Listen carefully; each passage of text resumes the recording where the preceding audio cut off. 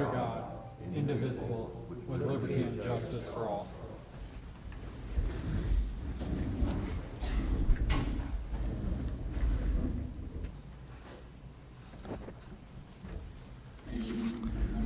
Okay, first thing on our agenda are the minutes. Gentlemen, have you had the opportunity to read? And what is your Yes, I pleasure? have. Motion to approve minutes of the workshop of Monday, July 19th, and also the regular meeting of July 20th. I'll second that. Okay, it's been moved and seconded to accept the proceedings of the Board of County Commissioners, Montezuma County for July 19th, the workshop, and July 20th, the regular board meeting. All those in favor? Aye. Aye.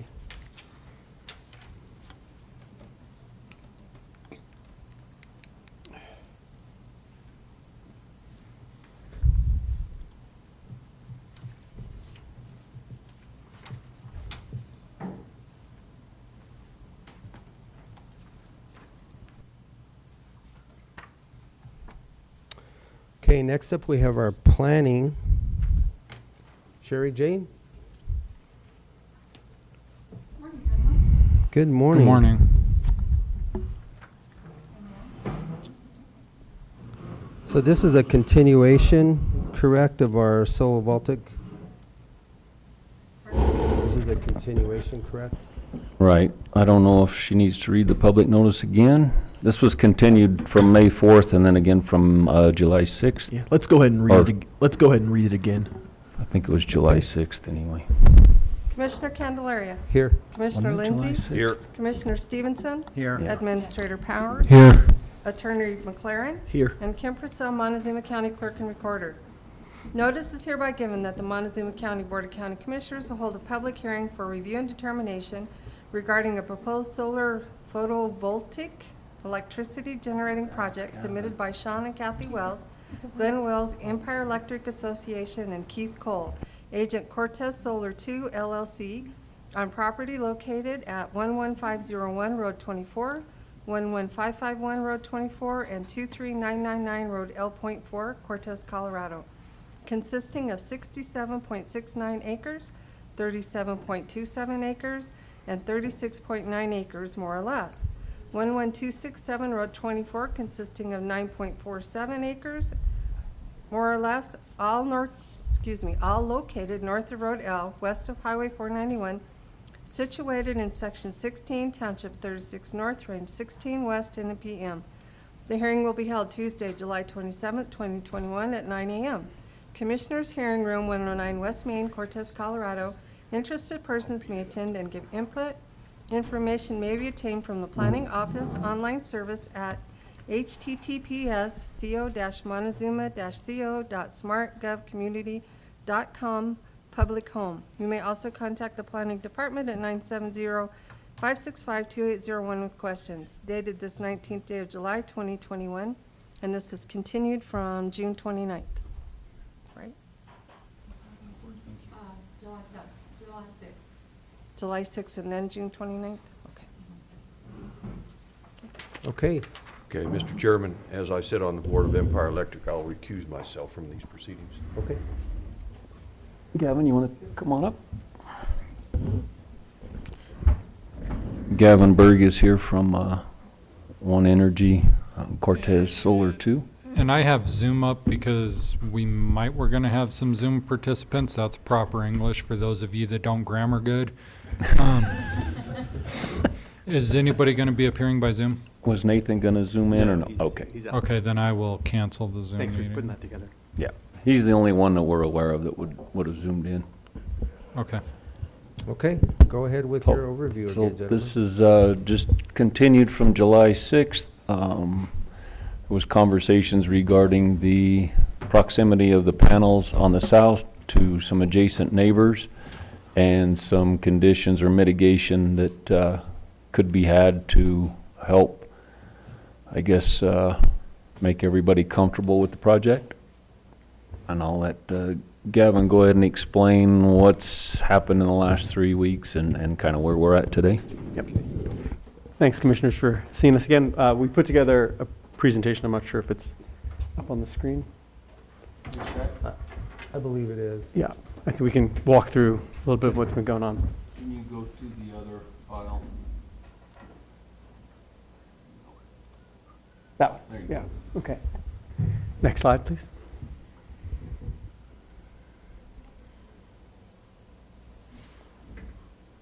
Great. So I won't go through the history. I think we're all aware we were here before.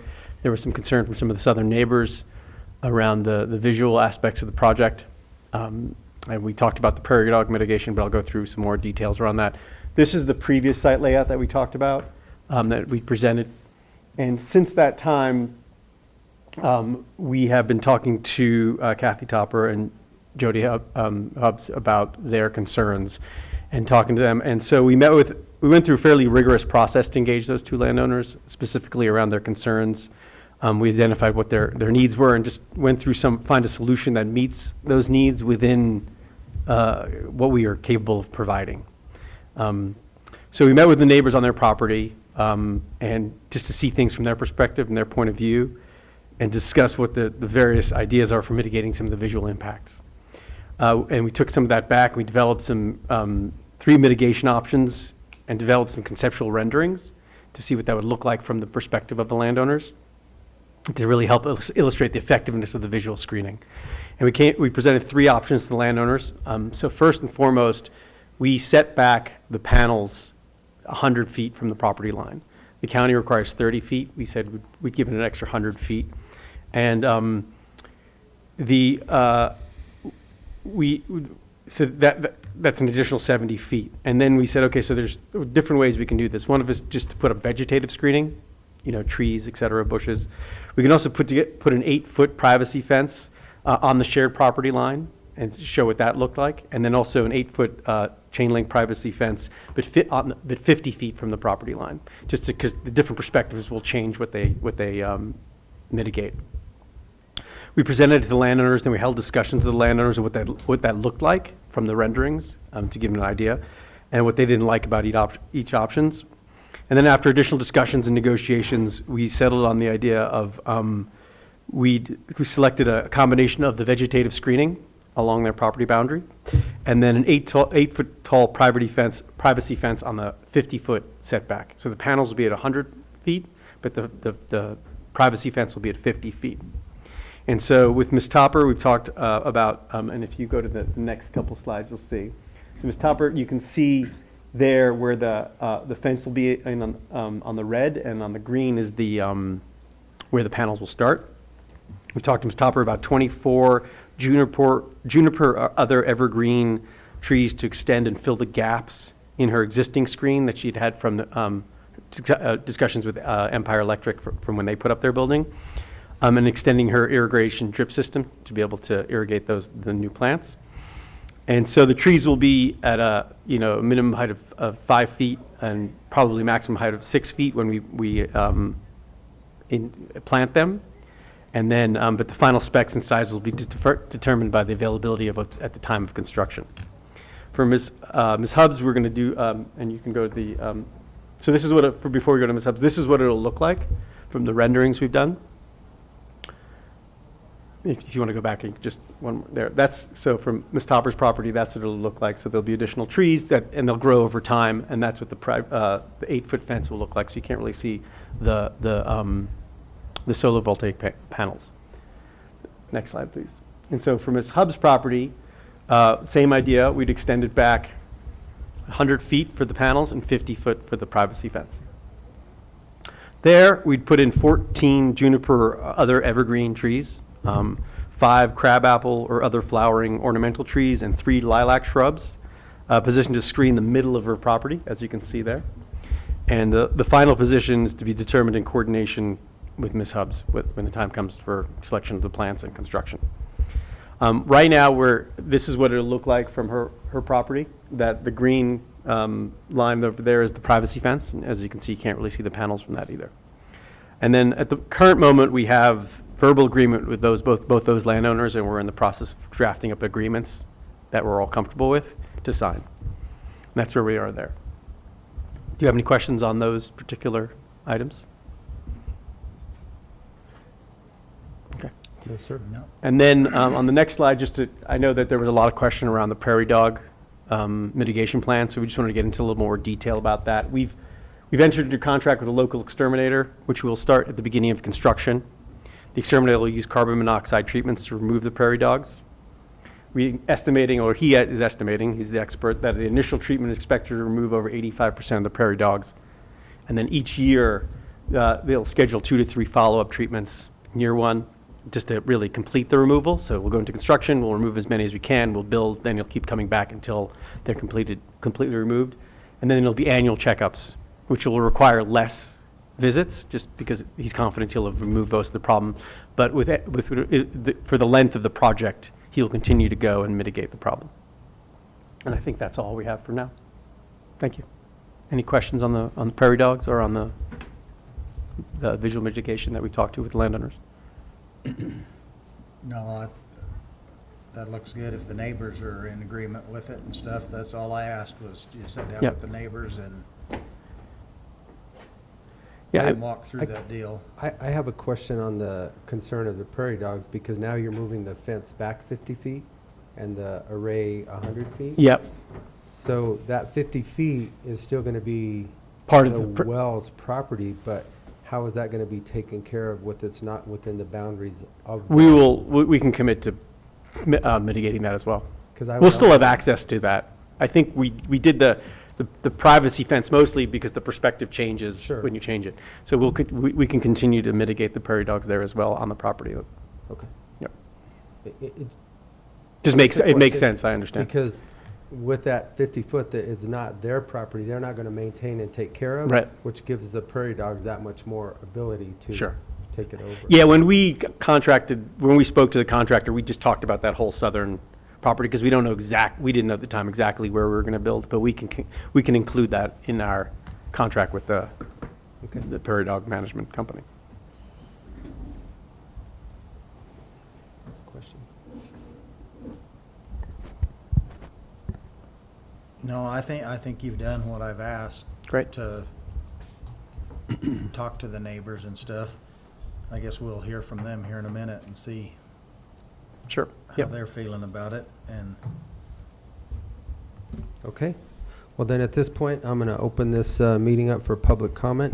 Anybody wishing to speak for or against this proposal of the solar array, please come to the mic, state your name and address for the record.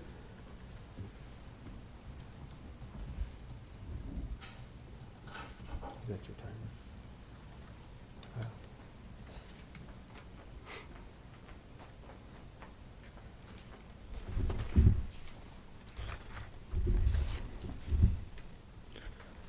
My name is Breen McComb. I am the adjoining property owner of onto the west. I don't know if you have a picture. I guess as one of the neighbors, I have not been contacted for obstruction for the view. I guess that was a big concern of mine for the property value. If I was to subdivide that, it would diminish all of my property. And, you know, trees, I guess I wouldn't know what my side would look like, so forth. So looking at this, what they sent out, you were notified, you were one of the applicants that were notified on the west, is that correct, Bree? Well, on the west side, I have not been notified for obstruction views or so forth. Okay, but you were originally notified? of Yes, the- okay. yes. Gotcha. And I couldn't make the last commissioner meeting, but I was here for the zoning and hearing committee. Okay, so then basically, we've just dealt with the people to the south at this point in time, is that correct? Yeah, I mean, that was from our perspective, that was the folks who mentioned that they were concerned about the visual impacts. In Okay. the initial meeting, the visual impacts were not brought up by Mr. McCombs, and so he did not notice the issue.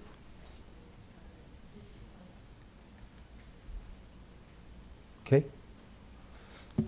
All right. Is that all you have? Yes, sir. Okay, thank you, sir.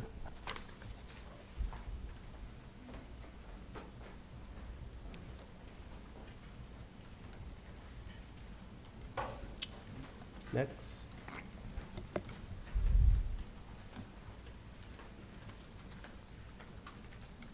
I am Jody Hubbs, and I am one of the people that they have been communicating with. I have been working and stuff. I will say that, you know, they have definitely been open to working with me. I have been trying to work with them and stuff like that to try to make this. I want to know, I guess one of my big concerns, and I don't know, is you as county commissioners put these sorts of requirements or things within their contract to put in this permit or whatever. Who holds them accountable ultimately to basically fulfill these things that they say that they're going to do? Because, you know, once it's in, who then does come back and say, well, you do have to keep track of your prairie dogs for, let's say, for some instance, they don't do that. That is, you know, a concern of mine. I mean, yeah, we can as neighbors agree and get something in writing, but does that hold them accountable in your guys' eyes and in the county's eyes? You know, these are concerns that I still have as a neighbor. And one thing that I still have, you know, concerns about, and I have been pretty open with One Energy and stuff like that, is the fact that of the devaluing of my property. You know, even putting a fence out there and stuff like that, it's, unfortunately with my property, I will still see the solar panels, not like blatantly right up with in my eye like it was originally, but I will still see the solar panels. I will still have the effect. It will still change my property, my views, my whole thing. So, I mean, I've been upfront with One Energy. I've talked to them about that. We have worked on trying to make this negotiated, but you know, I still struggle, and they know, and I'm working to get something in writing. But you know, I am the one who will be responsible for making these trees to keep them irrigated so that they grow, because they can't get any irrigation from anybody or have any water to keep this stuff, of what I've been told. So this falls on me then to keep, as the, you know, to keep this stuff alive. So that's one thing that they weren't telling you is that, yes, they're putting this stuff in, but then it becomes my responsibility to make sure that it stays alive, because they can't guarantee that. So those are things that, you know, I'm working out, and I'm trying to be open and upfront about, but just so that everybody knows where I'm at with that situation. So what were your recommendations to them? Well, I asked if they could talk to the Shawn and Kathy to Empire and stuff like that, because they all have irrigation, if they would be willing to use their irrigation to help keep that green out there. And the consensus was a hard no. I asked if there was, you know, ways of moving the solar system further towards Shawn and Kathy Wells. That was a hard no. They didn't want it in their backyard.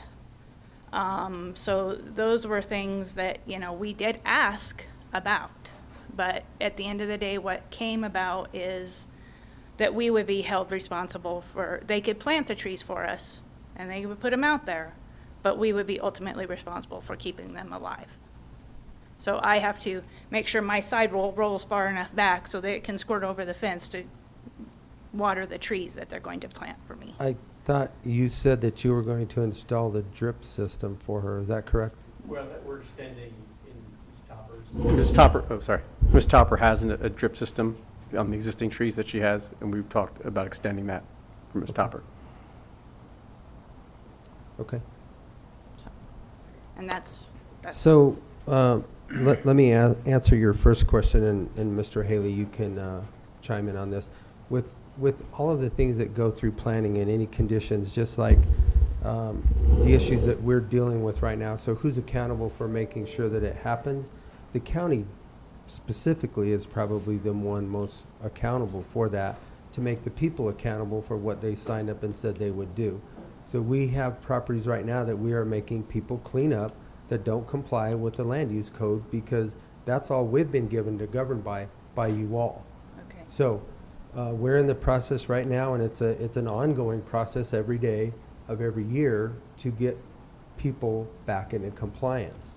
So I hope they don't get out of compliance, but you know, that would be then up And those to were just, you yeah. you know, I to say, appreciate- hey, it's not happening, and then see if they come back into compliance. And that's what's happening throughout the county right now. The Okay. neighbor is saying, hey, this guy's not in compliance, we go inspect it, and then we take action. And there again, so that takes care of that. As far as,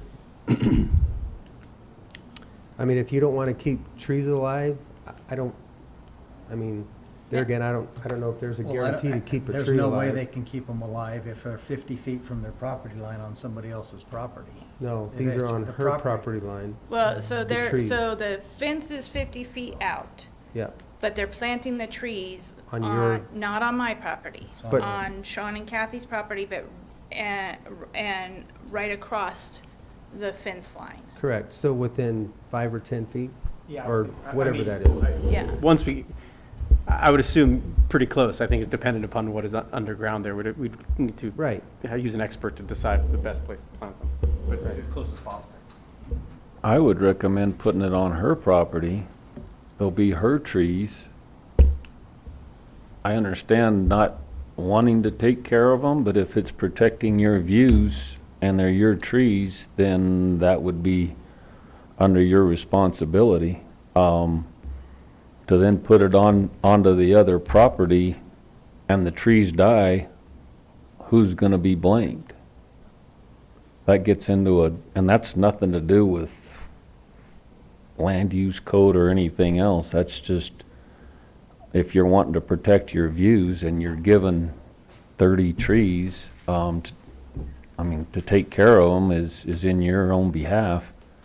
I'm not sure if they're on the Wells property and some end up dying, who's to say what's dead is dead, or same with the prairie dogs, how many prairie dogs are not compliant?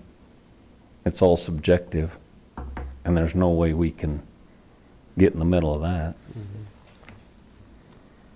That would be my recommendation, is that the trees be planted on her property, and that way that, then there's not an argument on whose trees are they and who's taking care of them.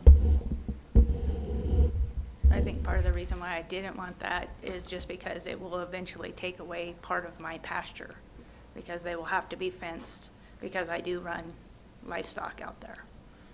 So they'll have to be fenced so that the animals don't get in there and tear them up. Understand, and that's why I'm coming back to you. So what's your recommendation of the best fit? Because the project all complied with the land use code. So these are mitigation factors that the company is trying to do to work with you guys.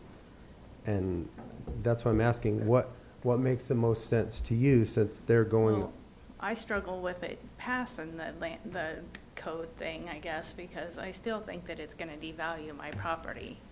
But, I mean, I have been trying to work out that whole thing. I've asked for, trees and berms and stuff like that. We've gone back and forth with where we're gonna put them and how we're gonna do it. But I guess the burden then falls on me to protect my view from a project that somebody else is putting on. Is that ultimately what I'm getting out of this? Because then that essentially is my burden to put up trees, and it becomes my deal to water and make sure they stay alive and stuff like that, when ultimately, I mean, if the project wasn't going in, I wouldn't have to worry about the trees. So that's where I'm kind of going back and forth with, why is it my burden? So I'm trying, I've tried to be, work as far as, okay, I am going to ask Empire for additional shares of water to lease, which is money out of my pocket, to water these trees, to keep these trees alive, to protect a view that right now is fine, but should the project go forward, won't be. So that's where I'm struggling, and I will tell you, it has been a struggle. I have a very large view of this solar farm. I will see everything.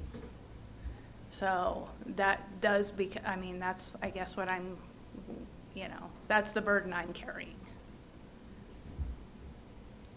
So that's where I'm at with this. And I have been, like I said, I've been open, I've been trying to work with One Energy on it and stuff like that. But those are the things that I'm facing as becoming my burden in my situation, as far as I'm the one who's gonna have to essentially protect myself.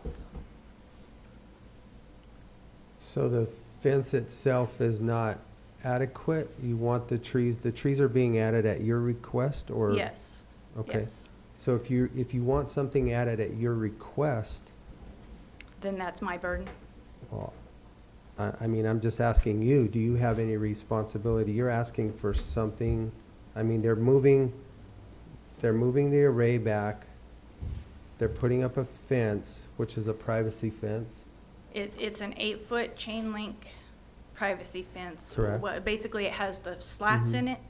So, I mean, it's not 100% blocking, which is part Right. of the reason why I requested not just a fence, that we do something else, because it's still not, and the fence won't necessarily block everything.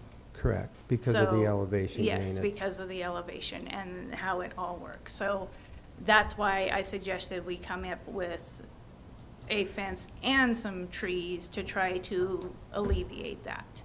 But they can't put the trees out there because they have no way of irrigating it. That's what the situation that they came to me with. They can't do it. Nobody is willing to offer up water or help out to irrigate those. So if I want the trees, they will plant them on my property, or they'll plant them on the other side of the fence so that I can water them. But if I want the trees, then it becomes my burden to make sure that they stay alive. That's where I'm at. So, and that's where we're working on it. It's become, you know, it's Kathy's deal to at least additional water so that she can, yeah, her drip system will be extended, but it will be on her to lease additional water to keep her trees alive as well, so that she doesn't have to see the view. So, I mean, it's, you know, I guess my thing with this whole thing is to let you guys know that, I mean, we are trying to work with this situation. It's just, it's a situation of difficult issues, you know? It's not, I mean, it's still, I mean, we can put a fence out there and trees, but I still 100% do not believe it is not gonna devalue my property. So that is a huge, huge thing for me, as even going forward trying to work out negotiations that I am 100% unsettled about. Because, I mean, they have, and One Energy's been upfront about it, they have no statistical proof of anything in Colorado or in Montezuma County to prove that that won't happen. Everything that they have is from other places in the country. I don't think we have any large solar arrays in Montezuma County at this point in time. So the data that's collected would not be No. Montezuma County. So No, I would so- agree with that. So, okay, Thank you. thank you.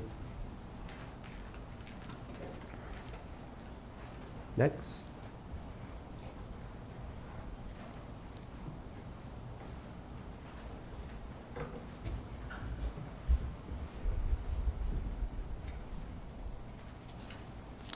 My name is Kathy Topper, 23511 Road L, Cortez, Colorado. At this point, I am agreeable to what we have discussed as far as what they're willing to do for me. And the only thing that I haven't settled yet is I've tried to talk to Kintar about leasing shares from Empire Electric, and I haven't heard back from him to know if the shares are available or how much it's going to cost me out of my pocket. And that's all. And, you know, I agree with Jody. Nobody knows whether it's going to affect our property value or not at this point. And that's probably nothing that can really be solved at this point either. So, that's all. Thank you. Do you have any idea of what kind of water consumption you're talking about? I mean, I can't imagine. You know, I don't, I really don't. I was thinking maybe 4 shares, you know, for the first few years to keep them alive. You know, I don't know if I need that many shares or not. That's beyond my knowledge.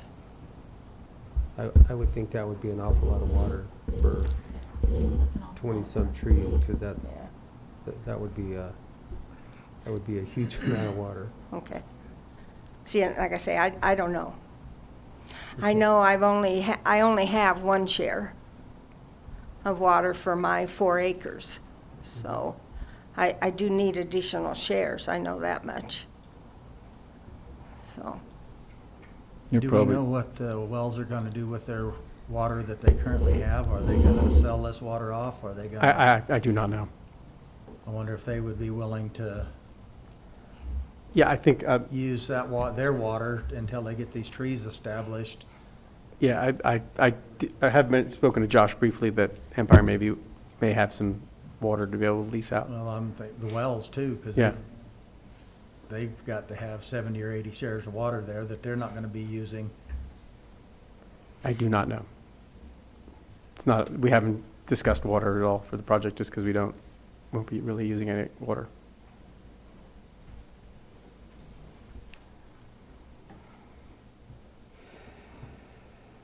So I'm not, I mean, it's. we don't deal in water with, No, we don't deal in water, and I want to get it back to what we're really looking at. Those are issues that have to be taken care of between the owners and the company. yes. We're just trying to do our best to get through this process, because like I said earlier, everything does meet the land use code, Yes, and that's what you all have given to us yes. to govern by. Right. So, hopefully, you guys can all work it out. You know, you are agreeable to what they've provided so far, other than you I just am. don't know how you can water it. Right, Okay. right. That's my issue at this point. So, Okay, okay, thank you. thank you, ma'am. Next.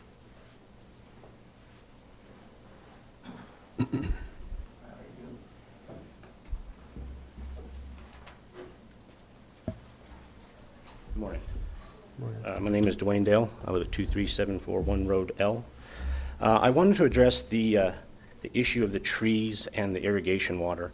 If you'll remember, when Empire built their operations building out there now, part of the requirement in the high-impact permit that they got was that they would provide the trees as a buffer from Glen wells. Now, they did not require Glen to irrigate or plant the trees or take care of them. That was a requirement that Empire had. We're asking for the same consideration in this case. If they are indeed going to plant these trees, which they should, because it definitely blocks our view, we believe that there's going to be some sort of glare that's going to come morning, evening time. It's just the way solar panels work. If they plant these trees, that possibly will limit our impact, but it should not be on the adjacent landowners to plant the trees and take care of them on our dime. It was not what was required of Empire when they built their building. My suggestion is they indeed plant those trees on their property, and much like the mitigation for the prairie dogs, if there are issues with the trees within the first full year, they should be able to come back and try and reestablish those trees. It should be their requirement as the one energy requirement, very similar to what we had Empire do when they built their building. That's what I have. Thanks, fellas.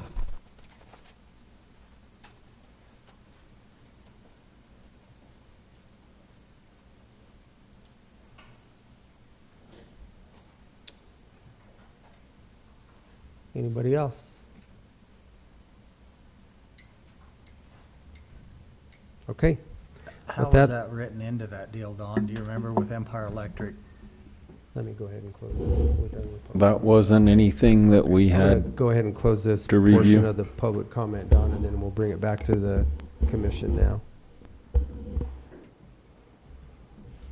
So go ahead with your, So how was that written in there that Empire Electric would? That's not anything that we reviewed as far as the engineering and operations building. That was done in '09.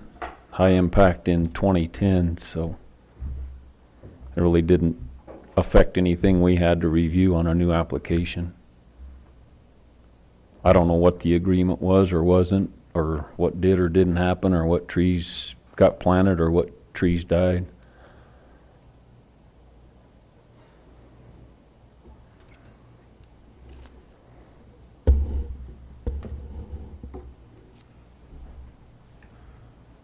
Do you have anything else to add, Gavin? Not this time. Well, comes back to us for a decision, sir. Well, I've went back through a bunch of that old Empire Electric stuff and everything, and the planning and zoning was completely against Empire Electric moving out there. The former commissioners overrode planning and zoning and turned that into an industrial area out there, which set a precedence that I hate, and something that they should have probably listened to their planning and zoning board, because that's what they're there for. But so I'm really struggling with this. They've reached everything that the people of Montezuma County has voted on in our planning and zoning. I'm hoping that we can mitigate something that the neighbors can live with in this deal. I don't know why the wells are gonna have a ton of water that they're not raising hay and stuff with. I don't know why it can't be their responsibility to furnish the water to get these trees established and stuff. I'm still having a hard time with it. Because they have met every requirement that our planning and zoning has set forth for them to meet, and the people of Montezuma County are the ones that voted this planning and zoning in, so. I just hope that we can negotiate something with the water and stuff to get some of these view sheds and stuff taken care of.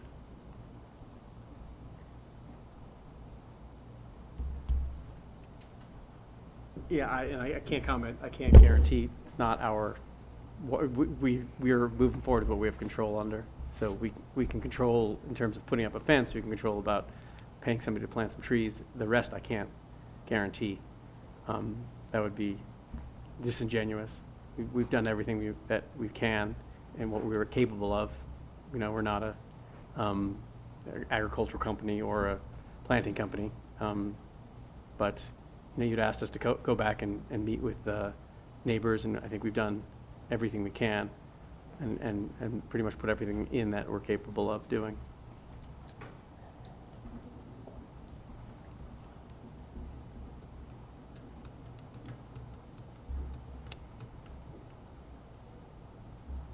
So,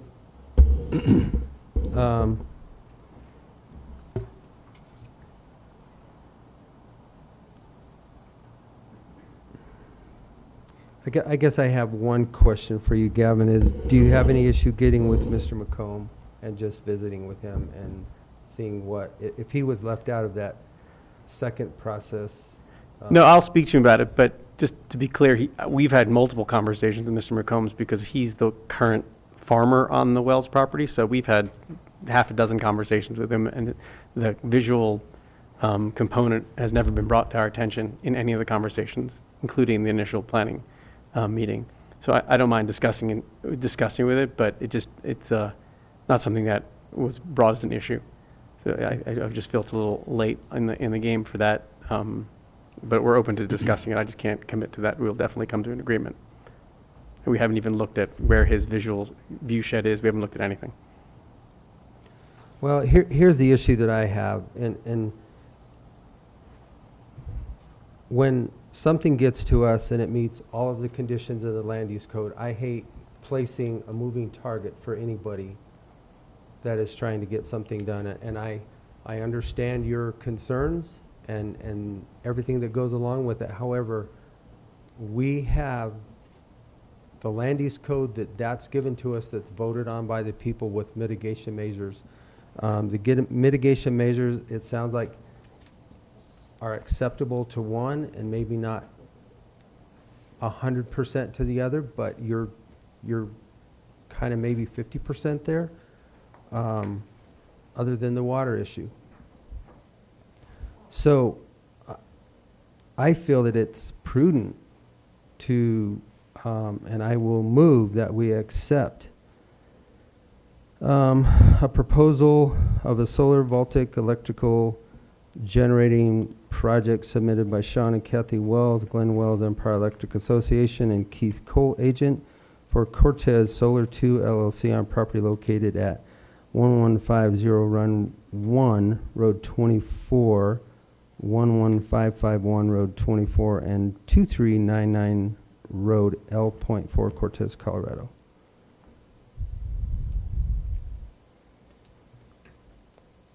Well, I'm having a hard time doing this, but due to the fact that they have met the requirements of our planning and zoning, I hope that we can keep something going to help you folks.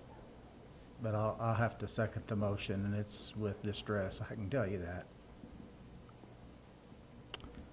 Okay, and I need to add to that or amend it, that it does also, in fact, these mitigation measures that were discussed today on these properties mentioned be taken care of, and that process is worked through. So, Yes, yes, I am. all those in favor? Aye. Aye. Okay, sir. Thank you very much. Thank you for your time, Commissioners. Thank you.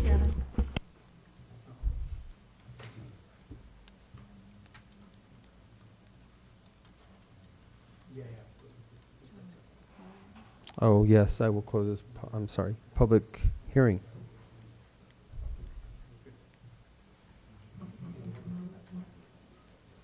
Okay, let me.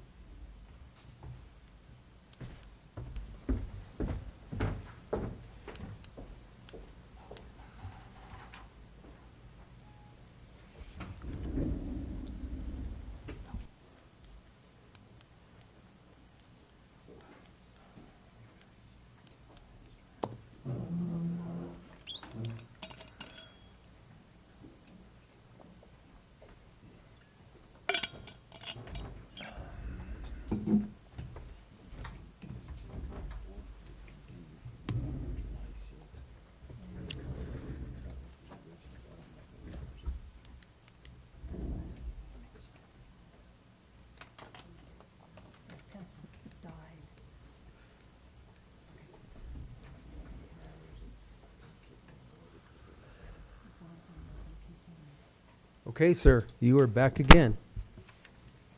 This is also a continuation from May 4th. So Kim, would you go ahead and call the roll? Commissioner Candelaria, Here. Commissioner Lindsay, Here. Commissioner Stevenson, Here. Administrator Powers. Here. Attorney McLaren, Here. and Kim Purcell, Montezuma County Clerk and Recorder.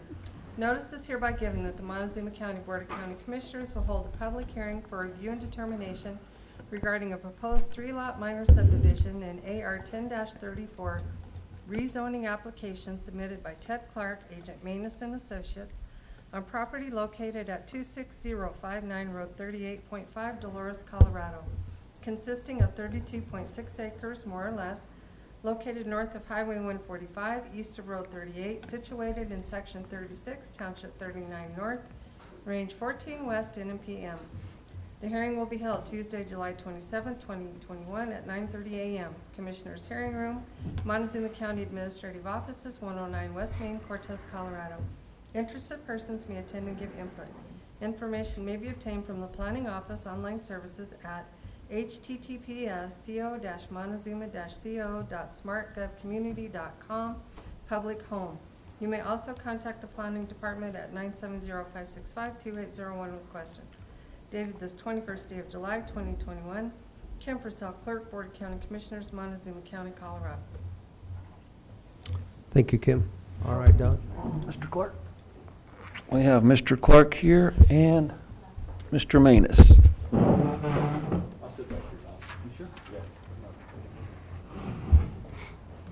Good morning. Good morning. So just to refresh everybody, this was continued July 6th in order for CDOT Clark to respond with the application on the driveway access permit, and Mr. Clark has received that. I believe, Shaq, you've got that on Dropbox. And he has also received the notice to proceed from CDOT, which includes no further upgrades, work, construction, or anything on that access point, that it is open and available for his use, as well as everybody else that lives up 38.5. The other item is Mr.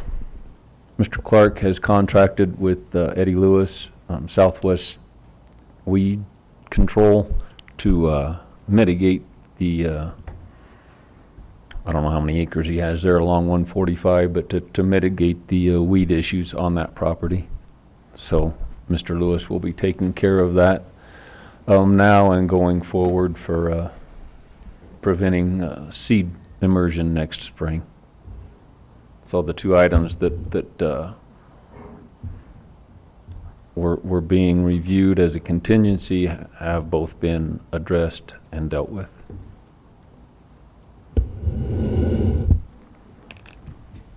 Do you have anything else to add? I don't, unless you have questions. I don't really have any questions at this time. I still have concerns, like I stated, but it still complies with all the land use codes. You know, when we have road splitting properties on the north and the south, it seems like they'll come back in the later years, which, you know, they'll say, I can't do anything with that. I can split it into two pieces of property. However, it wouldn't comply with the 10 acres of the DRV anyway, so. Yeah, as part of the Colorado Revised Statutes, because this subdivision is being created after Right. the fact, it won't be available for exemptions for splitting these properties, because it wasn't done by the road with existing properties. It was done After the fact. prior to the subdivision being created. So, any questions? No. Okay, well then I have to open this back up for public comment. Anybody wishing to speak for or against this application, please come forward to the mic. State your name and address for the record, please. Okay, seeing none, I'll close this public comment session, and I'll bring it back to the commissioners. Gentlemen, do you have any other questions or discussion for Mr. Clark or Plan? No, I don't. Okay.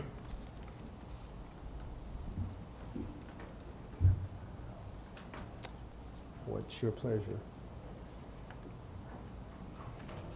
Move we approve the proposed 3-lot minor subdivision and rezoning application submitted by Ted Clark, Manus and Associates as their agent. Property located at 26059 Road 38.5, Dolores. I'll second it. Okay, it has been moved and seconded to accept the proposed 3-lot minor subdivision and AR 10 through 34 rezoning application submitted by Ted Clark, Agent Mina and Associates, on property located at 26059 Road 38.5, Dolores, Colorado. All those in favor? Aye. Aye. Okay, sir. Thank you. You bet. Ernie can get to work now.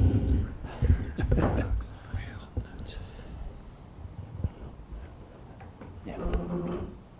Okay, thank you. That's all planning's got, unless you have questions. I don't have any at this point in time, gentlemen. No. None? No. Okay. All right. Well, thank Thank you, you. guys. Appreciate it. Okay, the next thing on our agenda, we have our public comment session. The Board of County Commissioners welcomes you to this meeting. People speaking during the public comment will be limited to 3 minutes, or depending on the number of people wishing to speak, it may be reduced to allow all members of the public the opportunity to address the board. When addressing the board, please state your name and address for the record prior to providing your comments, and comments to individual supervisors or staff are not permitted. Participants may not yield their time. And with that, this public comment session is open.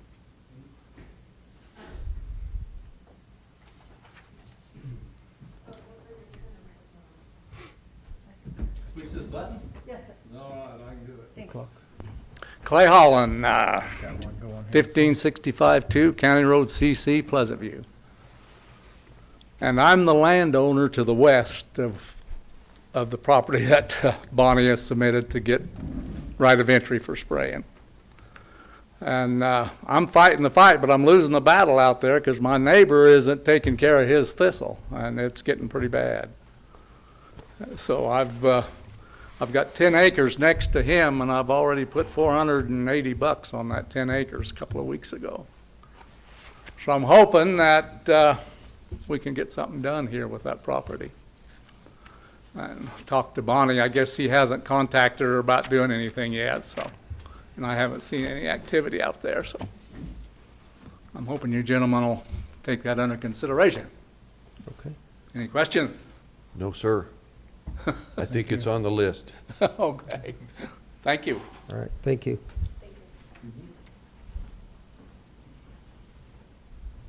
Quick and easy. Anybody else? You too. Thank you, guys. See you later. Okay, with seeing nothing else to come forward, we will close the public comment session, and we are going to go right straight into our annual audit. And then, Bonnie, I'm going to squeeze you in right after we get done, so we'll address that real quickly. So with that, Chris, if you'd like to go ahead and pick a table or pick a podium, whatever you like. Thank you, sir. Well, good morning, Sunshine.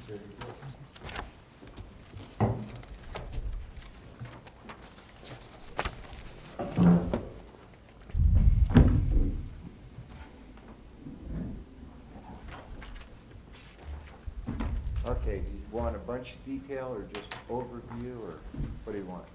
I think the overview is typically what we get, and if we want more detail, then we'll schedule a meeting with you, Perfect, I think that's the way which to- is kind of easier to do. Yeah, I So- agree.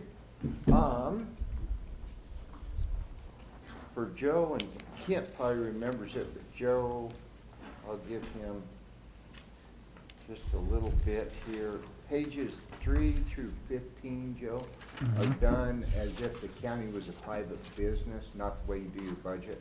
So it's got depreciation, all that stuff on it. I tend to ignore that. It's an accounting rule, we have to present it both ways, but it'll get everybody confused, really, on the way you do your budget and everything. But from 16 back, then it goes the way you do your budget. Okay. Now, I'm not gonna go page by page. Let's skip, it's gonna seem like I'm skipping all of it, but I'm not. Let's skip back to page 42.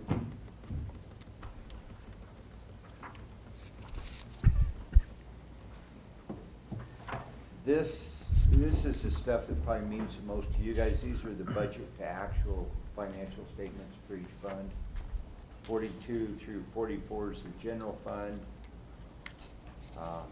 On page 44, third line up from the bottom, there's a bold line there that says excess deficit of revenues, da-da-da-da-da. That's a fancy way of saying net income or loss. And the actual column, you'll see general fund pretty much broke even for the year. It had a little surplus, 46,000, so it was okay. You broke even.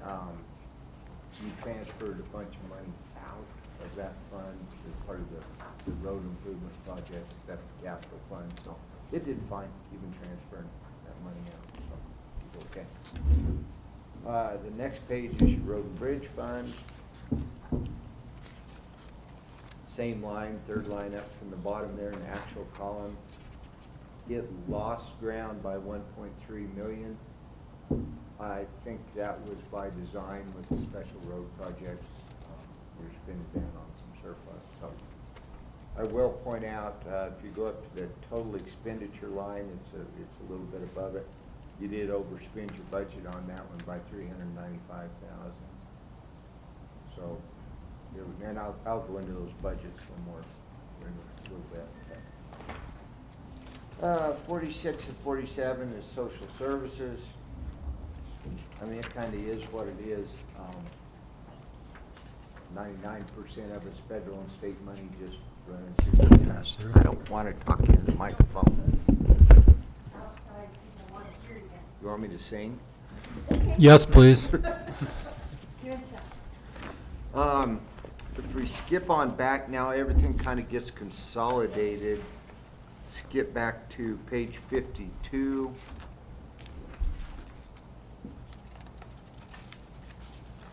Is the Public Health Fund. Same line, it had a surplus of 481,000. A lot of that was, not a lot, some of it was due to some negotiations with the state on your single entry point grant. They kind of changed the way they're doing things. So it was fine, other than it overspent its budget over there, total expenditures. It was $65,000 over budget. So I think more money came in and more got spent than what you originally budgeted. So, I mean, financially it's fine, budget-wise it was a little over. Now we start getting into the little funds. Conservation Trust Fund had a, next page, a little surplus, 83,000. It's just going to go up and down. You can take the lottery funds in, transfer them over to general and spend it. So it kind of is what it is. Yeah.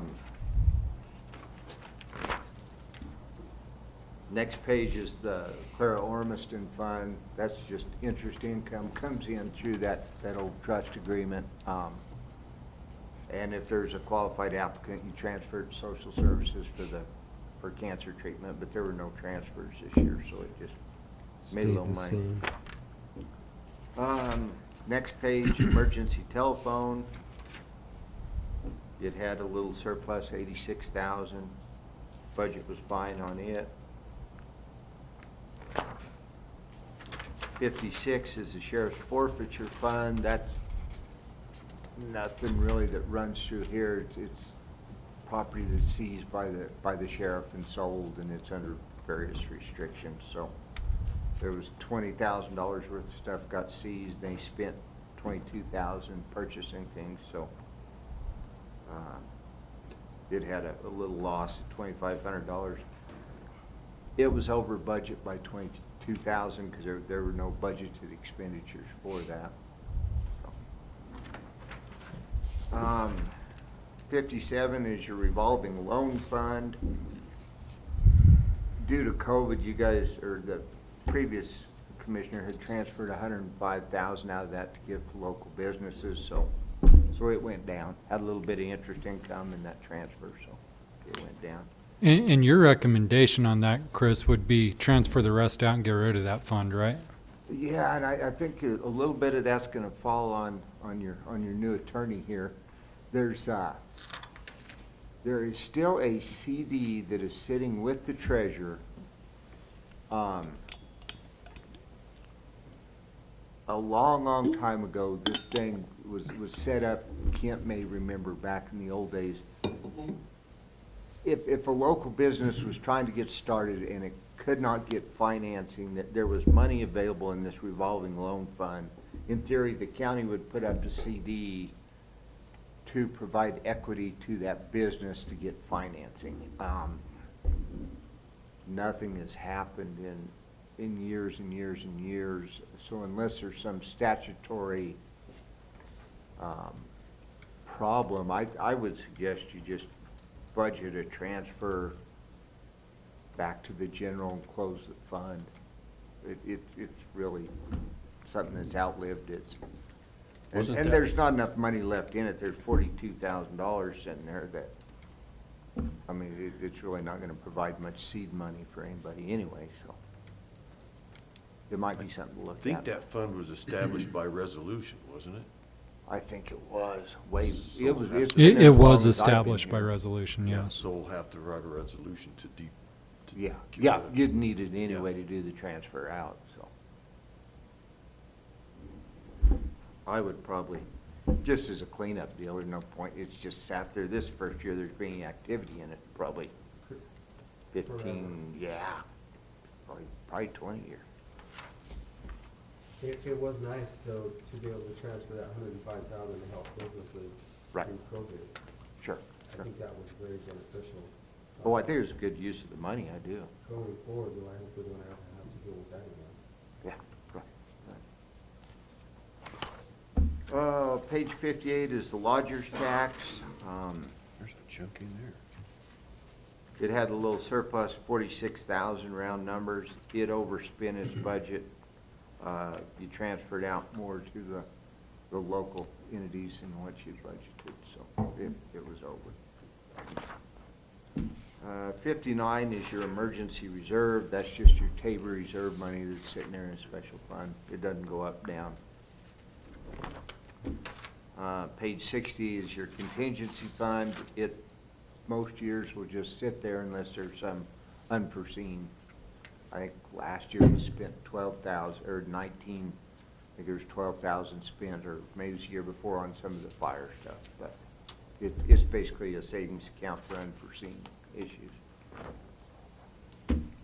Page 61 is the law enforcement authority.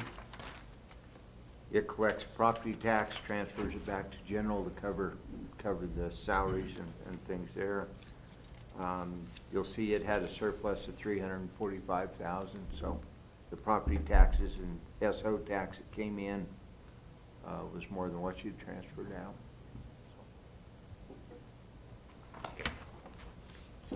Page 62 is the capital fund. If you go down there, it lost $1.5 million. Once again, by design, that was part of the road improvement projects we run through the capital fund. You can see down there, a couple lines up from that line we're looking at. You transferred in $2.4 million from other funds. Most of that money was by design for those county road improvement projects go in and come back out. So the capital fund, you'll see there that fund balance ending. You've got $663,000 left in reserves in that fund, so it went down from $2.2 million. I think you look at the capital fund like a personal savings account. You're going to build money up in that fund and save it for a big expenditures. That's what it's made for. So it's going to float around. 63 is the landfill. This one's a little odd because in most circumstances, you account for your landfill like it was a private business with depreciation and all that because it's funded by user charges.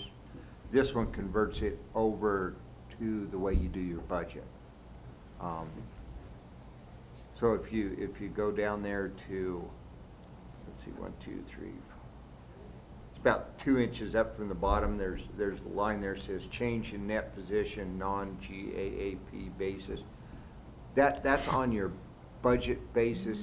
That would be your new sale as an expenditure. It all goes out in one year or so. On that basis of doing things, it lost $367,000. But if you go down the next two lines, that the cost of your capital outlay was $871,000. So the way that you measure performance on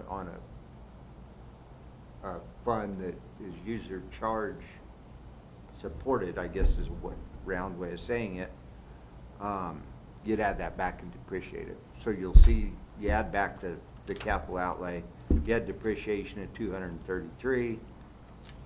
So on a private basis, it had a net income of $269.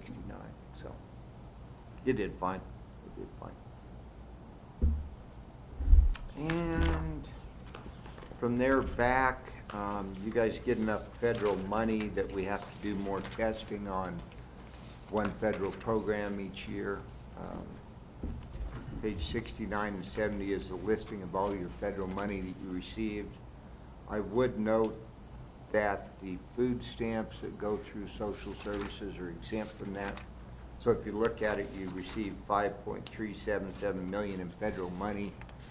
You may say, oh, that's not close to what we got, but that giant food stamp number is not included there. So, and the program we had to test this year was your COVID money, and everything was fine. Looks like we followed all the requirements and spent it, so there's nothing to point out there. So that's a real down and dirty overview. No deficiencies, no, Oh, I forgot the last 2 pages of your highway report. And that's been submitted. No, I did not. The only thing I'd point out is, let's go to page, 66, 65, 66. Go to page 40. Page what? 40, sorry, Joe. Under that compliance with laws and regulations, under these footnotes, that's a listing of all the funds that exceeded their budget, and there's several there. And things are always going to change during the year. I don't think you want to be in a circumstance, I think it's not dangerous, but it's kind of self-defeating. You don't want to start amending your budget every week. You know, the budget, your original is your best guess. But I think it would be prudent to revisit it, along about December. Because you may end up getting a big grant, or there's some big unforeseen something. The state does not care if you overspend a line item. That's not any violation of anything. What matters is the total expenditures for a fund. So the only time you really need to do a supplemental would be if you look at road and bridge this year and say, whoa, we had a bunch of unforeseen expenses, we're over budget by $300,000. Do a supplemental budget in December saying, okay, due to this and this, we need to increase our appropriations by $350,000 to amend that budget, so you don't end up with this long list of budgets that are, or funds that are overspent on their budget.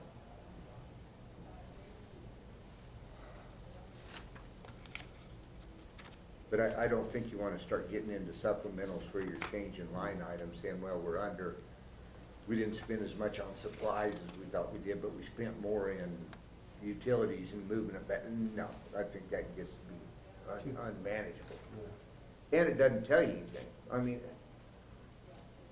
if you look at your financial statements, there's 2 columns on there. There's original budget and final budget. The reason they did that is so users of the financial statement can see what the entity is doing.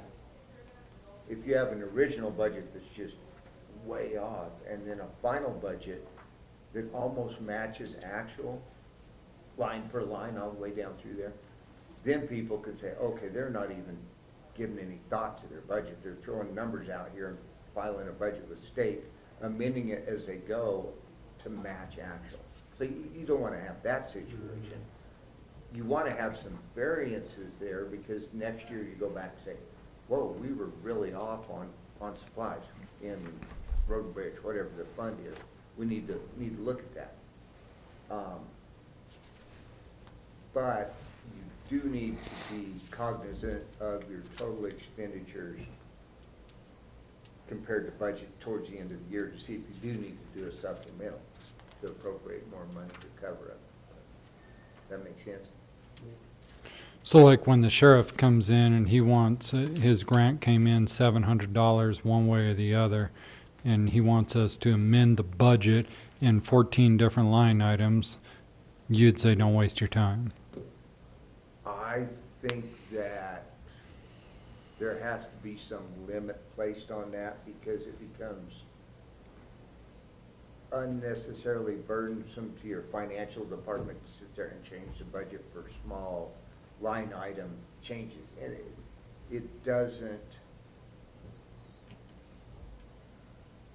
really serve a purpose in that situation. I don't know that it hurts anything other than it's just a pain in the rear end. It's a lot of work for no. Yeah, but where I do think you can run into trouble is,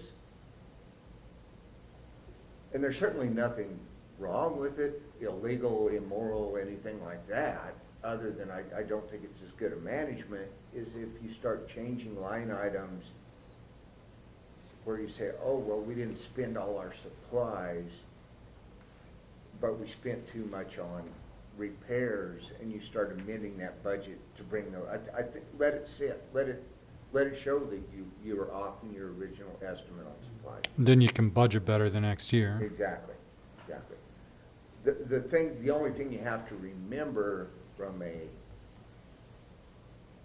more of a legal standpoint is you do not want, and I haven't seen this, but you don't want to start calling an apple an orange when you're recording the expenditure.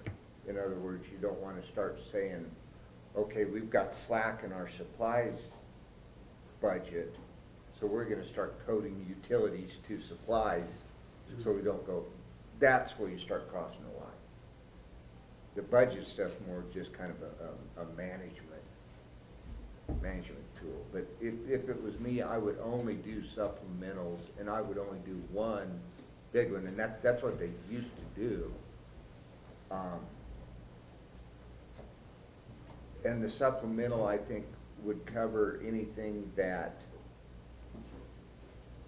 has come up big during the year that's causing you to go over budget. And I would have that supplemental change when you did your 2021 budget. You're guessing on what your beginning fund balance or reserve number is. I would have that supplemental budget amend that beginning fund balance to match this audit ending, and then everything kind of comes in clean. And I can help Phaedra with that, or Shaq towards the end of the year if you guys want to look at it. But all in all, it was good. Your finance department's they're doing well. They're doing well. So then we need a motion and a vote to accept the audit.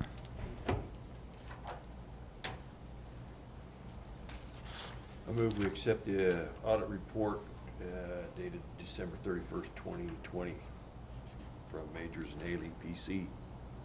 No, second it. Okay, it has been moved and seconded to accept the accounts report and basic financial statement dated December 31st, 2020.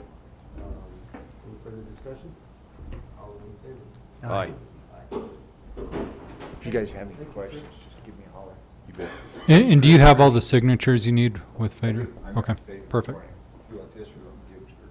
You can give it to her. Thank you. Perfect. Thank you, guys. Thanks, Chris. Okay, Bonnie, we're gonna sneak you in. We have a couple of ROEs that we need to take care of. And I think you guys have all seen that. Morning. Good morning. Jack, you got my PowerPoint? There we go. You guys like my PowerPoints? We love Yes, them. Bonnie, I love them. Okay. All right, so here's a right of entry request for the property Clay Holland was talking about. So this is a property I can't see from the county right away. The landowners have to call me and then drive me up on an ATV or UTV up to go actually see it. That's why I've only sent them one letter in 2017, and then they called me up again this year. And from my observations, it doesn't look like anything was done between now and 2017, because you can see in the pictures next that it's pretty established. Maybe they've plowed it up a couple times, but the root systems have never been killed. Actually looks like they're watering it. Actually, the water was off, Okay. which is good. I mean, they may have, but that's all the vegetation that you'll find up there is just solid Canada thistle. Surrounding this field are wheat fields and other fields that farmers are, trying to make money off of, but Canada thistle will interfere with their yields if it starts contaminating their fields. That's why I'm getting complaints, because it will definitely take over other fields and lower their cost of what they're trying to sell. So if a field is contaminated, they will get less they'll get less money if the combines pick up those seeds, and sometimes they will be completely rejected if it is contaminated with a noxious weed seed. So just keep that in mind. It is a big issue. So we're requesting, or the right of entry for that property, it's 11/2021.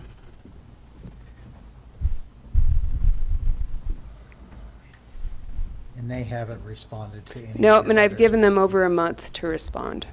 And they signed it, I think it was, I'd have to look, June 22nd or something, that it was signed by them. Move we approve noxious weed resolution 11-2021. I'll second it. Okay, it's been moved and seconded to approve resolution number 11/2021, granting the Montezuma County Weed Program or its designee right of entry to onto property to control noxious weed based on the affidavit of the county weed supervisor. All those in favor? Aye. Aye.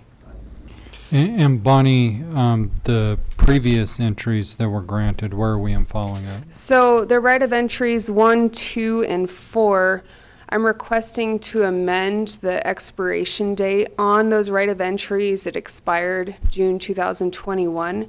However, because spring is really hard to spray and catch up with all the hoary crests and weeds, my contractors were not able to get it on their schedule. I tried really hard, but they are prioritizing hoary crests and some of the other stuff, so that's good. But we weren't able to treat the Russian knapweed within the window. That's why fall is a better time, because you have, longer time to treat it in the fall, and the winds typically aren't that bad. So I'm requesting to extend that expiration date until November 1st, 2021, so we can get those treated. The right of entry resolution 3-2021, the landowner did contact with us and took care of it on their own, which is great. But we still have those 3. So maybe by then, by November, or whenever we get it contracted, the landowners hopefully will have taken care of it. So this will give them a longer time, but we are requesting to extend that so we can get it done. So again, Commissioners, that'd be resolutions 1, 2, and 4. Any other question? No. Move we extend resolutions 1, 2, and 4, County Noxious Weed Program Until November? until November. Sorry. I'll second it. Okay, it's been moved and seconded to extend resolutions 1, 2, and 4, granting the Montezuma County Weed Program or its designee the right of entry onto property to control noxious weed based on the affidavit of the county weed supervisor, and this extension will be until November 2021. All those in favor? Aye. Aye. Thank you. Have a good day. I still struggle with the liability of this to the county. I don't know who's gonna be liable for this if we don't get them killed or if something happens, but I know it is a Colorado statute, but I still struggle with the liability part of this. Yeah, so we're not going to end up being liable. Ultimately, the statutes authorize us to go in and do our jobs. If the weeds aren't killed, it's not necessarily a liability. Nobody can come back and sue us and say, oh, you didn't get the weeds killed. So I'm not super concerned about the. We were just following the statute. Here's a perfect example of the neighbor not taking care of anything on his property. 70 acres, I'm assuming, is what she stated of Canada Thistle, and the neighbor next door is the one Right. that's Suffering the suffering the consequences. adverse condition due to a property owner not taking, that's just not good stewardship Yeah. of the ground. And the Colorado revised statute allows us and actually mandates that we take care of the noxious weed. So, Ultimately, the only conceivable liability would be, say, we didn't get the weeds killed pursuant to our statutory duty, and then an adjoining landowner could, neighbors yep, are going to could. have- But ultimately, as long as we do our jobs and do due diligence to it, certainly not every weed's always going to be killed. But as long as we go in and Bonnie does what she has to do, we'll be fine. Well, we're just talking noxious weeds, we're not talking every weed. There are some weeds that are not, that don't even make the A or B list. We're just talking the noxious weeds that we control by the statute, that's it. Yep, exactly. Gentlemen, I just have a quick question as far as process. Because they extended those noxious weed resolutions and they've been recorded, do we require any kind of documentation or any kind of extension on the recorded document? I just wanted to see if that was. Good point. I would say yes. It probably would be, yeah, it probably would be safe to I guess we would probably draft like an amended resolution. Okay. That would probably be the safest way to do it. And then, Get that done and then. yeah, we can. Sorry, I just wanted to make sure. Good point. Okay. Any other questions? No, I'm good. You're struggling today. I'm struggling today. Okay, social services, Ms. Montoya.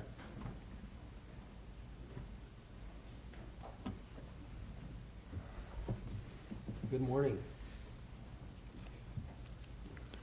Good morning. Good morning. Good morning, everyone. Good morning. Thank you.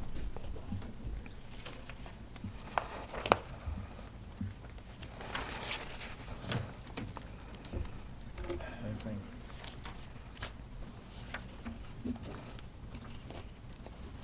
Thank you, ma'am. So, if you guys want to, go ahead and take care of the proceedings first.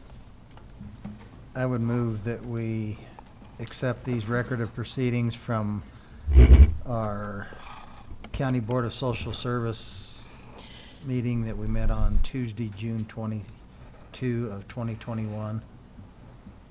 Second. Okay, it has been moved and seconded to accept the record of proceedings for the Montezuma County Board of Social Services for the regular session on Tuesday, June 22nd, 2021, Cortez, Colorado. All those in favor? Aye. Aye.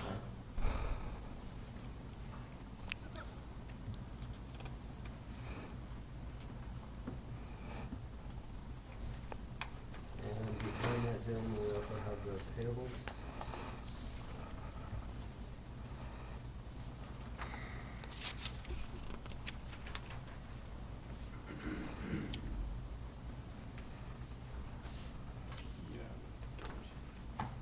I move we approve the payables for social services. I'll second that. Okay, it has been moved and seconded to accept the payables for social services for June of 2021 in the amount of $1,804,221.34. All those in favor? Aye.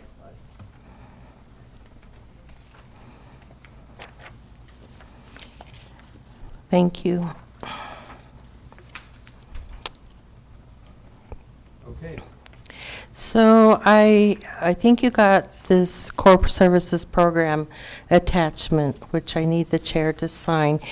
Every 3 years, the BOCC chair signs the core plan for social services. So we're up for a signature for this year. The core services program is funded by the state. They give us so much money to run our core services programs. And for this year, if you look on page, let's see here, actually it's the last page, you'll see that we have $325,149.84. That's what we're budgeted for. And our finance officer and I work on this every year, and we get approval from our BOCCs in regards to this core plan. Now, core plan basically is a program that assists out-of-home, risk out-of-home children and youth. And for this year, I'm bringing to Montezuma County the MST therapy module, which is multisystemic treatment for adolescents ages 11 through 18. This is a new core program that I've been working with Hannah Munch, and she provides this program to La Plata County and also Archuleta County. And it's evidence-based therapy. It's been proven to succeed with adolescents who are having behavioral problems at home, within the community, and also at school. They can be also Senate Bill 94 youth coming from probation that are crossover youth, and I'm looking at Ian because he's familiar with the crossover youth. So we really need this program here, and I think it aligns with Family First because I look at this as more a prevention service as well, and that's what's part of this core services plan. We already have an intensive family therapist who provides intensive family therapy to children and parents, and that's Annie Diaz, and she's been our core services IFT therapist in Montezuma County for social services for, I would think, what was it, at least the last 4 years. And we need these kinds of programs for our families and our youth. So I hope with your approval going forward, this would be best for our core services programs. There's one thing I'm going to have to do. I was looking at this again this morning. I noticed there's an error on page 1 for the service description and goals after page 5. We are not expecting to serve the Southern Youth Program. I need to take that out. We will probably serve some Mountain Youth as well, but not Southern Youth. So I just wanted to make that clarification, and I'll make that correction. Where is it at? It's after page 5. It's the next page that basically describes the multi-systemic therapy program. And it'll be 1 therapist to 6 youth, and that's how that works. And they're called on a 24/7 basis. I don't know if you know that. And they work with the parent and the child within the home. They actually go out to the home and provide therapy. So Gina, there you're wanting to strike the Southern Ute program language. Are we going to replace that with Ute Mountain Ute? Yes. Okay. Yeah. So as long as we give you the proper signature page, you can. I can, that's fine. I just need a signature that you're approving that we're going to go forward with the core services programs that are listed here. And so Gina, you said this program is for all these troubled youth. If there's a parent at home listening right now, or an aunt or uncle or whatever, and they have an adolescent that's experiencing these problems, ages 11 to 18, how do they access these services? Well, actually, parents or anyone else can refer a youth to Child Protection, and we can open that case as a Program Area 4, which is Youth in Conflict. So parents can actually refer themselves and their families and their youth. And what happens, it goes through our Child Protection system, and at that point in time, our caseworkers would make that referral to the therapist that will be on board once we get approval from you all. And would there be a copay from the family at that point for this therapy? It's a no pay for the parents. Okay.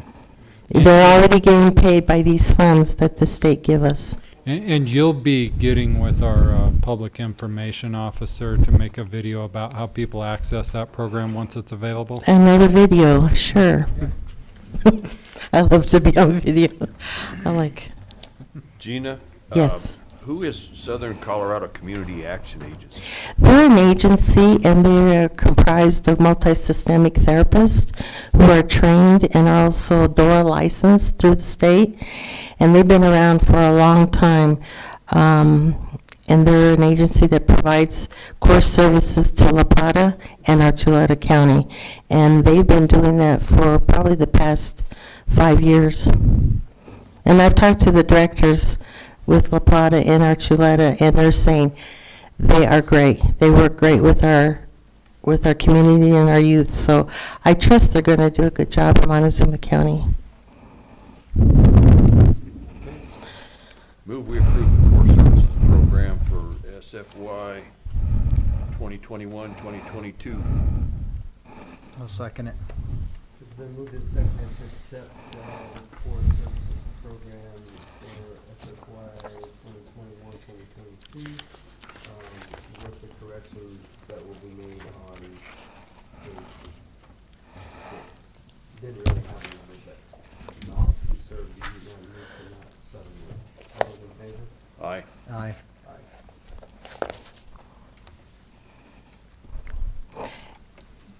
I just have a few announcements. I don't want to take much of your time, but we currently have 30 active ongoing cases, and we have 33 assessments, and that's quite a bit of assessments and ongoing cases. And I want to also bring it to your attention that we have 23 active dependency neglect cases through the court. And with that said, and I'm looking at Ian because our DNN counts have gone up over the past year, and I think it's like 100% because we had something like maybe 12, something like that, 12 last year or the year before. And I've been asked to request a case aid position, a new FTE for my child protection services team. Because with these kinds of cases, a lot of times the courts will order 2 to 3 visits a week with parents and children who are in placement in foster care. That's quite a bit because we have younger children who need to be visiting their parents more often and more frequent during the week. And I would like to request from you all today a new FTE for case services visitation case aid. And who asked you to request that, the state? No, my supervisors, my child protection supervisors, they're telling me this is much needed because of the court orders currently coming saying there needs to be more visitation between parents and children.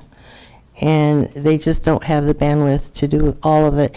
Plus, on top of that, do their own work in casework. They need to do their casework work and not just visitation, because that takes a lot of time. It could take 1 to 2 hours. We're talking about traveling time, picking up the child, sitting there another hour, and then having to do another visitation a day or a day after. And it could be up to 3 visits a week. So I'm asking you all to allow us to hire a new FTE as a case aid visitation worker. And certainly, I don't want to, it's ultimately your guys' decision, but just to provide a little bit of context as to why the visits have increased, the supervised visits that are being done here have increased. There's a lot of science out there that suggests that especially infants and children under the age of 3 benefit from more frequent visitation with their parents. The Pinion Project consistently is pretty full in terms of supervising visits, so we always try to do the visits at the Pinion Project and farm those out, but there's only so many slots that the Pinion Project can accommodate. What's happened in the court system is oftentimes when we get really young kids that we take custody of, the courts have been ordering, in some cases, up to 5 visits per week between infants and kids. And so some of it's coming from the court in the form of court orders that you will accommodate at least 3 visits and up to 5. And so that's based on the science, and so that's one of the reasons that we're having this issue with the supervised visitation and more supervised visits being conducted here at the Department of Social Services. Again, I can't speak to the staffing issues. That's something that Gina would be in the best position to speak to, but I can speak to what's been coming through the courts, and so that's the situation that we're in. Okay. Okay, Well, we can your can take it- budget handle an FTE? Yes, we can, because the state will give, it's 80-20, And I've asked Lori Higgins as well if we're going to be able to handle that within our budget. And I can't say, I'm thinking we have more younger kids in our custody, and since our population is growing, our staff has to grow too. At some point, we're going to bust open. So I am really, really serious about this. We need a visitation worker to help out with those visitations. Okay. So I think we can take this under advisement. We can discuss it under next week's unfinished business, and that'll give us time to get with Shaq, budgetary-wise, get with you, and we can then make that determination at that point in time. Well, thank you for considering that and discussing it further with Shaq. Here's another good news. You should have had that at the top.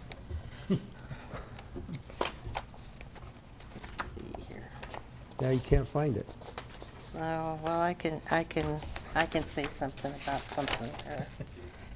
Let's see here. Fraud investigations have gone up. As a result, and I really do believe as a result of the pandemic and what's been going on with COVID, we have a lot more applications coming to us.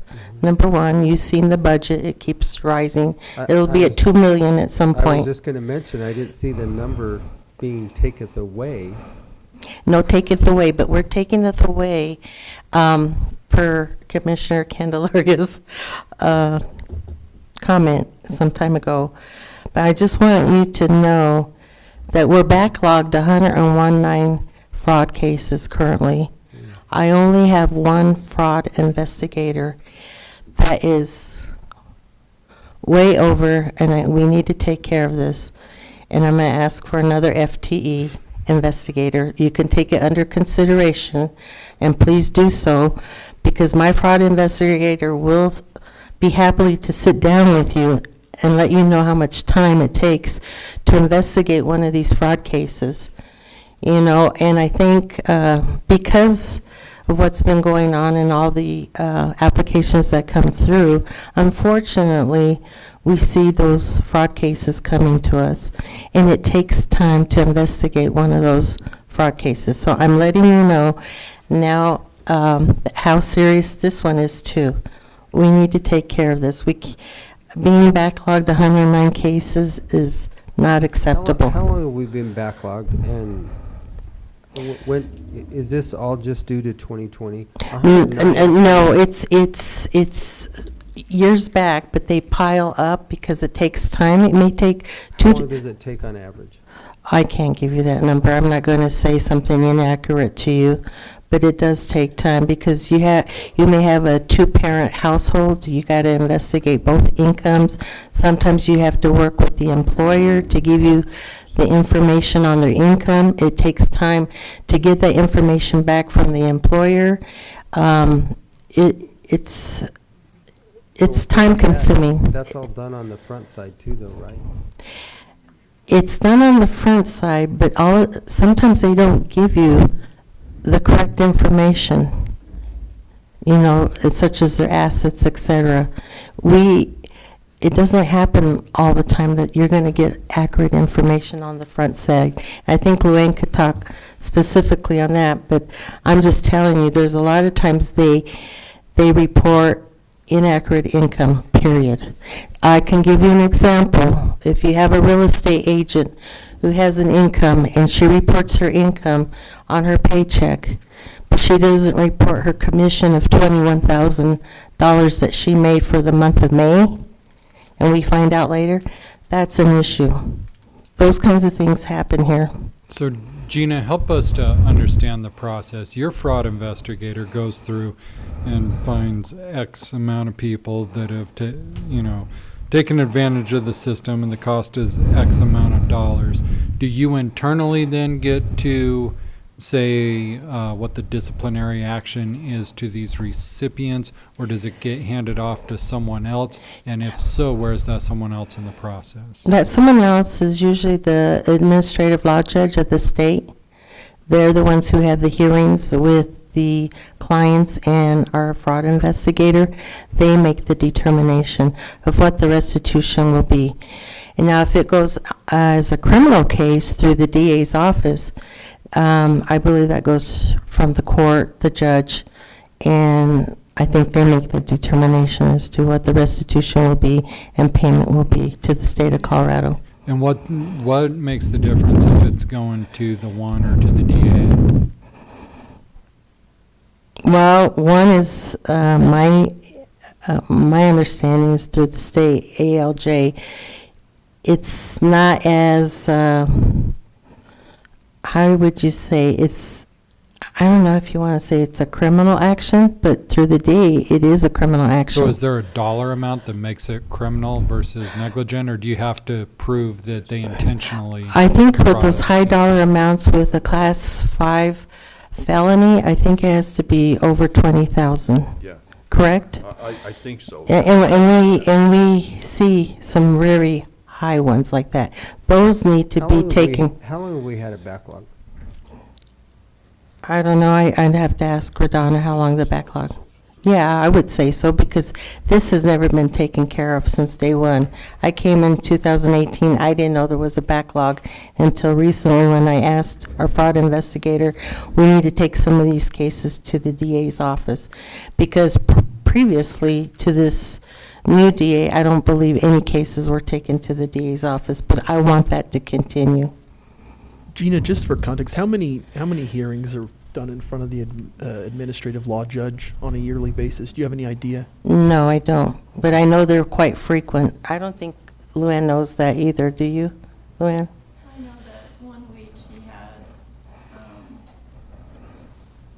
it has to be set up with the state, and I know one week she had like 3 hearings in a row on one day, and I think she had 2 hearings in the same week on a separate day. Mm-hmm. And then, I mean, you know, they send them out. I mean, she has to get all the information together, she has to make copies of everything. She's here with us. Last week, it took a whole day for her to get. You wanna come and talk for yourself? Yes. Radonna, You can tell them how long you've been backlogged, Radonna. and Radonna, I guess the question that I asked too was, I was curious just how many hearings are happening in front of the administrative law judge, say on a monthly basis? I usually have 4 to 5. Okay, per month. Okay. Yeah. Great. So would that be about one a week then? Yeah. In fact, I have one coming up August 3rd, another one August 6th. 2 weeks later, I have 6 hearings. And how long do they take? A day or half a day? The hearings, depends upon if the client shows up on the phone. If they don't, they're about 15 minutes apiece. So how long have we been backlogged? And- Probably for the last year and a half. Okay.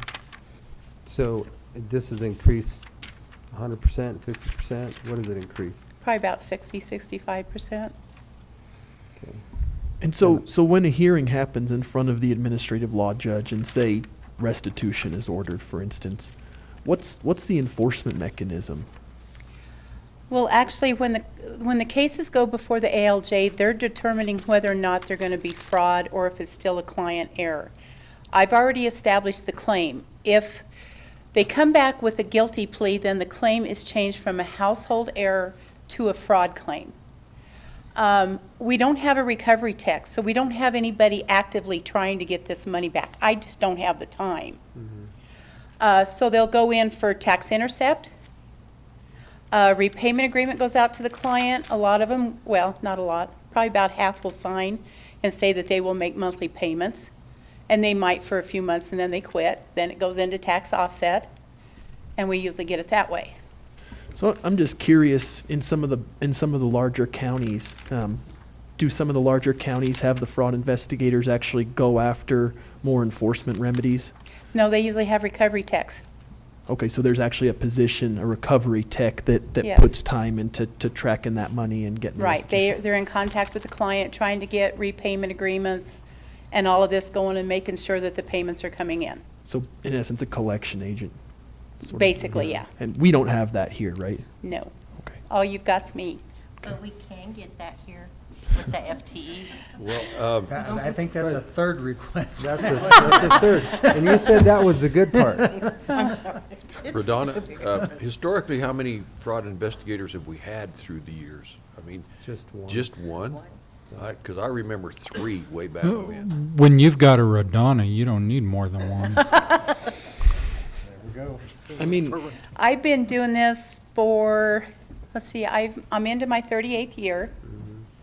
So if you take probably about 30 years I've been doing this, and it's just been me. Jeez. I thought there was 3 at one time. So let's get to the point for the citizens. How much fraud are you trying to get taken care of dollar-wise? What's the value in fraud we're looking I at? can't say that because a referral comes to me. I start getting the information, and I don't know until I get all that information in and sit down and actually calculate that claim. I don't know how much it is. I can tell you Ballpark, that what are you dealing they with? have increased because when I first started here, our monthly expenditures were about 1.2, and now they're 1.8, 2, and sometimes 3. So it's grown significantly. So, okay, Well, I mean, we all can of that also take growth isn't we can fraud. also take that under advisement. Please do. And now you have the trifecta. Are you going to hit us again? Well, We- another thing too, the reason to get another investigator in there, I'm going to be retiring in a couple Right. years, and this person's got to be trained. Correct. I understand that. So I was just going to ask her how her AIC program is working. You're acting in capacity to train somebody to take her position. How is that working? Or do you have it? Well, And if not, why not? in terms, this would be the first step to get that person on board so that they can have the training by Radonna. And we probably will need to keep her FTE open. We don't want to close her FTE. We need 2 fraud investigators. Correct. Okay. Well, like I said, we'll put this along with next week after we sit and discuss it with Shaq, and then we'll go from there. Yeah. And Yeah. I did ask Lori if we had the budget for it, and she said yes. Okay, And well, I- that's Oh, I'm what sorry. we'll have to look at and decide. Yeah, and if you have any Because we're questions, just asking let for me 2 know. FTEs in the middle of the year. I understand. It's- I wanted to ask for them now instead of later, because I don't want to go into the new budget year, asking for the FT. I want them now. Okay. I really do. Would I'm looking at would a new fraud, I mean, financially, would a new fraud investigator pay for themselves?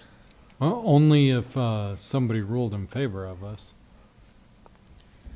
I guess what I'm really curious about is, I mean, we might have a new fraud investigator and we might get all these new claims or favorable rulings, but if we don't have anybody to enforce it, are we just having money sitting out there? So I think as we look at this position, something that would probably be really helpful for everybody here to know would be, I mean, do we need a collector or do we need another investigator? Because just getting favorable claims with no collection is not going to do us any good. I mean, we're just going to be building up a backlog. I think they can do both with the new FTE. Learn the trade from Radonna, look at those collections and how to do that. And we can get together with Mesa County because they have a big fraud investigator unit, and they've been giving me policies on how they use their fraud department. So I've been researching that and working with Radonna. So I'm hoping to get us on board finally. It's come to that time, especially now with what's going on. Well, it's not doing any good to investigate them and get them Right. a judgment against them if we're not With no collecting any of it. claim. Yeah, I mean, that's my only concern. Yeah. It sounds like Yeah, there's we a- agree. We agree on that. I think we send commissioners out with baseball bats and they say, hey, pay us or pay the So doctor. she did hit the trifecta. That was one move. I'm going out next week. I'll take you, Shaq. All right. Okay, thank you. Thanks, Radonna, for coming down, because I know this has been. So your request is 2 FTEs, one for 3. child protection, one for, 3. What? work with me here. No. Okay. He's trying to get her on record for 2, not 3. We have a fraud investigator, we have a collector, and then we have the first request for the FTE. No, okay, the collector and the new FTE for fraud investigator, that's going to be Be the a same part of his person. job, or her job. So how many is that, Commissioners? Work with me here. She's saying 2 and 1. So why can't we get 3 for 1? Let's just start with 1 right now and see how it goes. Yeah, we got a Okay? case A and a 2-for-1. Gotcha. investigator. Okay, we will look at it. Thank you very much. Okay, I didn't mean to speak up so much on this agenda, but just wanted to let you know there are 4,514 enrolled in SNAP and 5,047 not enrolled but eligible for SNAP. So actually there's 47% enrolled in SNAP, just to let you know, and it keeps increasing. There are 10,870 enrolled in Medicaid in Montezuma County. 205 are not enrolled but are eligible. So we have 98% of our clients who are eligible for Medicaid are on Medicaid, and that's 10,870.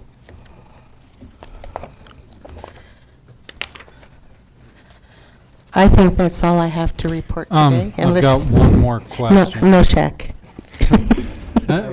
Would you update the commissioners and the public on the changes to the LEAP program and what else it will be including now? Well, the LEAP program has extended their program time, and it starts, I believe, in April and ends in October, but they're not ending in October because it's going through because of the public health emergency.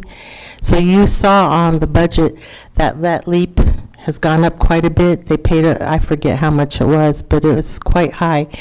And there's also going to be the water payment going through LEAP too. If they need help paying for their water, that's going to be part of the LEAP program. I haven't heard the specifics as to when that date starts, but I'm sure that our LEAP program budget, and you'll see the numbers going up higher, especially if LEAP is paying for their water utility. Before, it was just for their energy, gas, but now they're going to incorporate adding the water utility on top of that. What else would you like to know, Shaq? I think that's enough doom and gloom Okay. for one day. Okay, I just want to say thank you to the county commissioners for allowing our department to update our existing break area outside. I want to say thank you from our staff and our department. I think that's wonderful that we're able to update it with minimal trimmings. That's what I say. Thank you. I can go now? Yes, you can get with Vicky about your next video. Okay, thank you. Thank you. Okay, public health. I don't see Bobby or Laurel, but I do see Dr. Aiken and Mr. Anderson. So I guess you guys are filling in?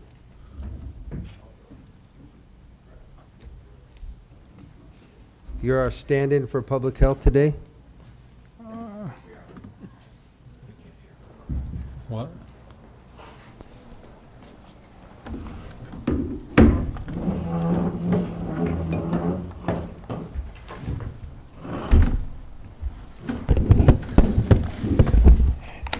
Good morning, and thank you very much for allowing us to be here today to talk with you about the county resolution concerning ambulance services, licenses, permit, and regulations. Just to give you a little background,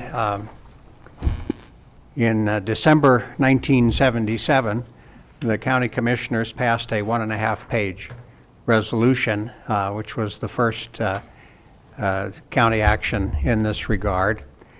There was an update in 1990, and then the most recent resolution was updated in 1997.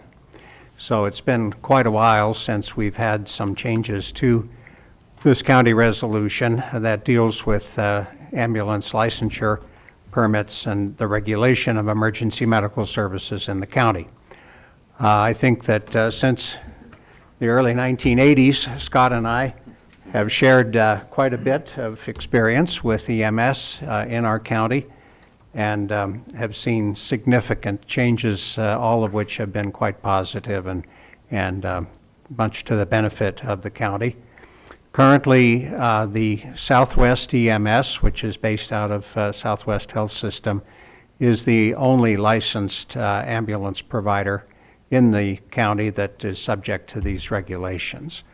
And Matt Lindsay and I think Scott also have been involved in updating some of the things related to the current status of EMS and the changes that we are proposing related to this document really pretty much all have to do with current definitions of what the requirements are and who serves on ambulance services and in an EMS department. There have been a number of things that have changed over the, I guess, 25 or so years since this was last updated. Some of the terminology is different. Some of the requirements that our staff have to serve have changed. For instance, Red Cross, first responders or emergency response is no longer applicable. There are new agencies that provide these training and certifications. So really the changes are outlined in red on the first few pages of the document. The document changes that we propose do not change what the licensure requirements are or how those are accomplished. And at this point, we would just like to recommend that the definitions that have been proposed be adopted. So Scott and I are here for any questions that you may have. I missed this one. I didn't get this one, so I apologize. Yeah. So I would. I looked through it. I looked at the changes that were made. As Dr. Aiken said, I mean, most of the changes that were made really had to do with definitions. I mean, I think that the thing really adequately sets out the kind of licensing requirements and what it exactly is that we need to do to license. I'm comfortable with it as written. And so I don't see any reason why we wouldn't adopt this. I mean, we've had this program in place, my understanding is, for a long time. This is just a continuation of it. This thing just changes the definition. It gets rid of things like EMTB If I may- that doesn't exist anymore. Yeah, if I may, Commissioner Candelaria, we had spoken in the past year or so about the possibility that the hospital or that the Southwest EMS would pursue a different form of accreditation nationally, and that is not part of this proposed amendment or change. Scott, I don't know for sure where we are with that at this point, but all we're trying to do here is just updates. Right, Yeah, right. And I understand they're two totally separate ideas. I'm just saying, I just didn't have the opportunity to read this, and I don't like approving anything that I haven't read. And that's why I'm asking our attorney if, I mean, I realize it's just a continuation of cleaning up the documentation that currently exists and updating it. So. I looked at it. I'm very comfortable with it. I mean, certainly, you know, it's up to you whether you want to approve it, but ultimately, I mean, as far as legally, it's fine. And I would actually like to read it though. Yeah, And have questions. So I don't feel comfortable approving it today. I would definitely look at it for unfinished business next week. And I'm sure I probably am not going to have issues with it. However, I don't think it's, for me personally, to approve something that I haven't read, I don't think is, for me personally, is wise. And I won't approve it today, but these two gentlemen can. Well, I haven't read it either. Obviously. So I missed this in my packet. If it was in there, I apologize. It was my bad. But I still don't want to, I'm just being very honest. I have no problem with that at all. I'll be happy to come back to the next meeting if you'd like for us to be available to answer questions. It's perfectly fine with us. I mean, Matt has been working on this for a long time, and you know, we've just finally gotten it to submit to you folks for review and approval. If it's okay for 1 week, just like I said, I might be the only one that missed this one, but that's fine. Not a problem. You know, and again, I'm sure it's probably nothing more than just updates that are to 2021 instead of 1997. But still, again, I would like to have the opportunity to see what I'm approving. Scott, do you have any comment? The only comment I have is that it brings in a new light that should have been done, well, probably 10 years ago, is that the quality and the demand and the type of service that needs to be provided to the growth, that's why we're here today, is to redefine as what we are establishing right now. Right. And that's not in here. And so as the demand and the service grows, we really need to be secure as far as what type of agency and more accountability towards EMS to provide for the community.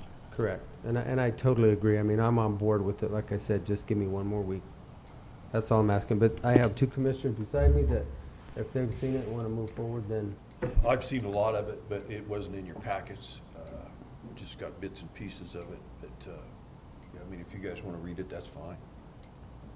I have no problem with And it. I trust Matt and Scott and Ian's judgment, but I kind of like to read through Absolutely. things myself. Absolutely. too.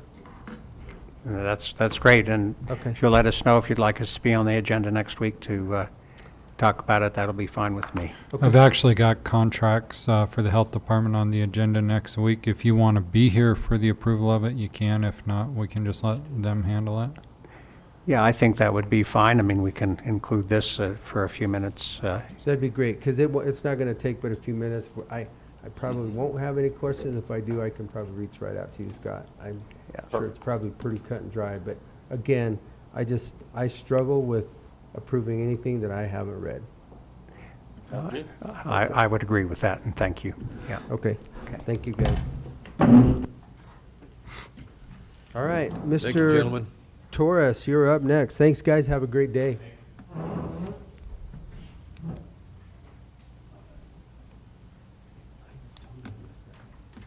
didn't see it in there.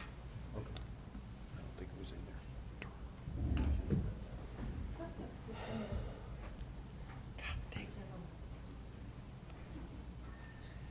Sorry, I didn't see it in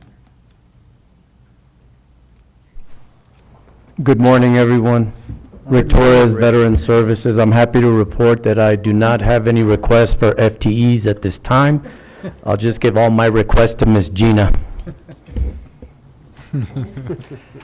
This morning, I'm here to report our activities for the month of June 2021, and our first slide should be the report that was signed on July 1st that gives our state office our numbers for the previous month. During the month of June, our office conducted 297 phone calls, 87 in-person appointments, 1 outreach event, for a total served of 385 veterans during the month of June. Our next slide, if there are no questions, is our financials for June of 2021. It's our typical salaries, fringe benefits, operating, some vehicle repairs, for a total expenditure during the month of June, $9407.90, $9,407.90. Are there any questions? Our next slide is our office activity in detail for the month of June. I always like to compare the previous year. So in June of 2020, our numbers were down to 107. That was in the middle of COVID. This last month, in June of 2021, shockingly, there's a reduction down to 87 visitors coming through the office, but I'll explain why that happened. That one I kind of figured out. A decrease of 20 visitors over June of 2020, and I'll show you that in a slide here in a few minutes. Again, the total number of clients served in June of 2021 was 385 with phone calls, outreach, and in-person visits. New client visitors, last month, we had a total of new visitors, 5. Year to date, we've had 31 new clients come through our office. We were able to conduct 3 house calls. In those cases, I believe there were widows that could not come into the office, so I had to go to their house, have them sign some paperwork. Outreach events was 1. During the month of June, we filed 14 claims. The VA decided 9 older claims that were submitted many months ago, and all 9 of those were favorable decisions by the VA. We're happy to report. Next slide, Shaq. Amazing. See, I went the wrong way. Those 9 clients that won benefits during the month of June, their combined income is going to be $13,158.01. In 1 year, those 9 individuals should bring in to their households a combined total of a little over $157,000. Those 9 individuals, if I were to total all their back pay together, received $28,048.22. So we're very happy for those 9 people. Next slide. I always like to report for the year how we're doing on our income. So January through June, we've had 91 favorable decisions through our office by the VA. The new monthly income to those 91 individuals is $111,482 per month. In a year, that's a little over $1.3 million to those 91 household or individuals. And in back pay, slightly over $537,000 in retro payments. Next slide. And I think this is my last slide. The reason we had a reduction in the numbers coming through our office last month, as you will know, they were doing some maintenance up in the building in the annex. So it took them about a week to do the flooring. Then the contractor had to go down to Farmington and do another project for the floors. So during the second week, our maintenance folks came in and they painted all the walls, the trim in the walls. And then in the third week, the contractor came back and did our floors in the office. And we're okay with that. There was no problems. I have no complaints. I am tickled to death that we have new floors and new paint. But that is why I believe we had a reduction in visitors. We're not going to have people coming through in an unsafe condition. So we did work reduced hours. And also there were some days where we just had to flat out shut down. So, but Sarah was able to conduct some work from home. I set up a table outside our office in the open area and kind of like a field desk with IT. I want to thank IT for helping. Sarah's hooked up to be able to work remotely from home. I worked outside the office remotely on a laptop, and we were able to help veterans that way. But that's why our numbers were down a little bit. I'm pretty convinced. It was just couldn't see the people in person. And I want to give props to Rick and his team. He wasn't working outside when it was like it is this week, nice and cool in the mornings. It's been sprinkling every evening, and things are nice. It was June when temperatures were in the hundreds, and he's out there just getting her done. Well, we got to do what we got to do. We did advertise it and let people know on Facebook, through emails and service organizations that we had maintenance going on. There's stuff that we can't control. It's got to get done, right? So we just work with what we have. And so, I mean, I'm not dissatisfied with anything. I think we did the best we could. We helped as many people as we could. And we always know if it's not urgent, they're going to come back anyway, and then we'll just help them when they come in. So with that said, that's our report for last month. Any questions? All right, we're still in the fight, and we'll continue to help as best we can. Thank you again. All right, thank you, everyone. Have a good, and can you believe it's already more than halfway through the year? This is ridiculous. We're almost through July. I know, it's crazy. Thanks. Thank you, everyone. All right, Senior Services, Jonathan. In the same building. Floors look great too, and it was a little inconvenient, but as far as the kitchen goes, it didn't affect us a whole lot. I think we had a few days that we struggled, but it went fine. Kind of just the props out there again for the county, for your constituents. The day after the floor was done, the annex floor, everything was done, we actually had a working group from Denver come down on, I think it's Wolf reintroduction or something. They had to go around the state for these forums and whatnot. They came down and it turned out just right. Everything was done the day before they came down, and with the projector, the setup, the audio, it was kind of a slick presentation, and they were really pleased. So it's really nice when agencies, groups come down to use the annex. it just has a much more professional feel to it. The flooring seems to have a little sound deadening component to it. I don't know if that's a part of the material, but it's just a much more professional setup. It's really nice. And whether it's 4-H using it or a group like this out of Denver, we had the Ute Tribe come down and they did an educational grant kind of for them. And again, just nice stuff. For us over there, it's kind of a lull, kind of a downtime in a sense. It's we're still busy with our Meals on Wheels program. On site, not so much. We'll have some change coming soon, I think, that direction.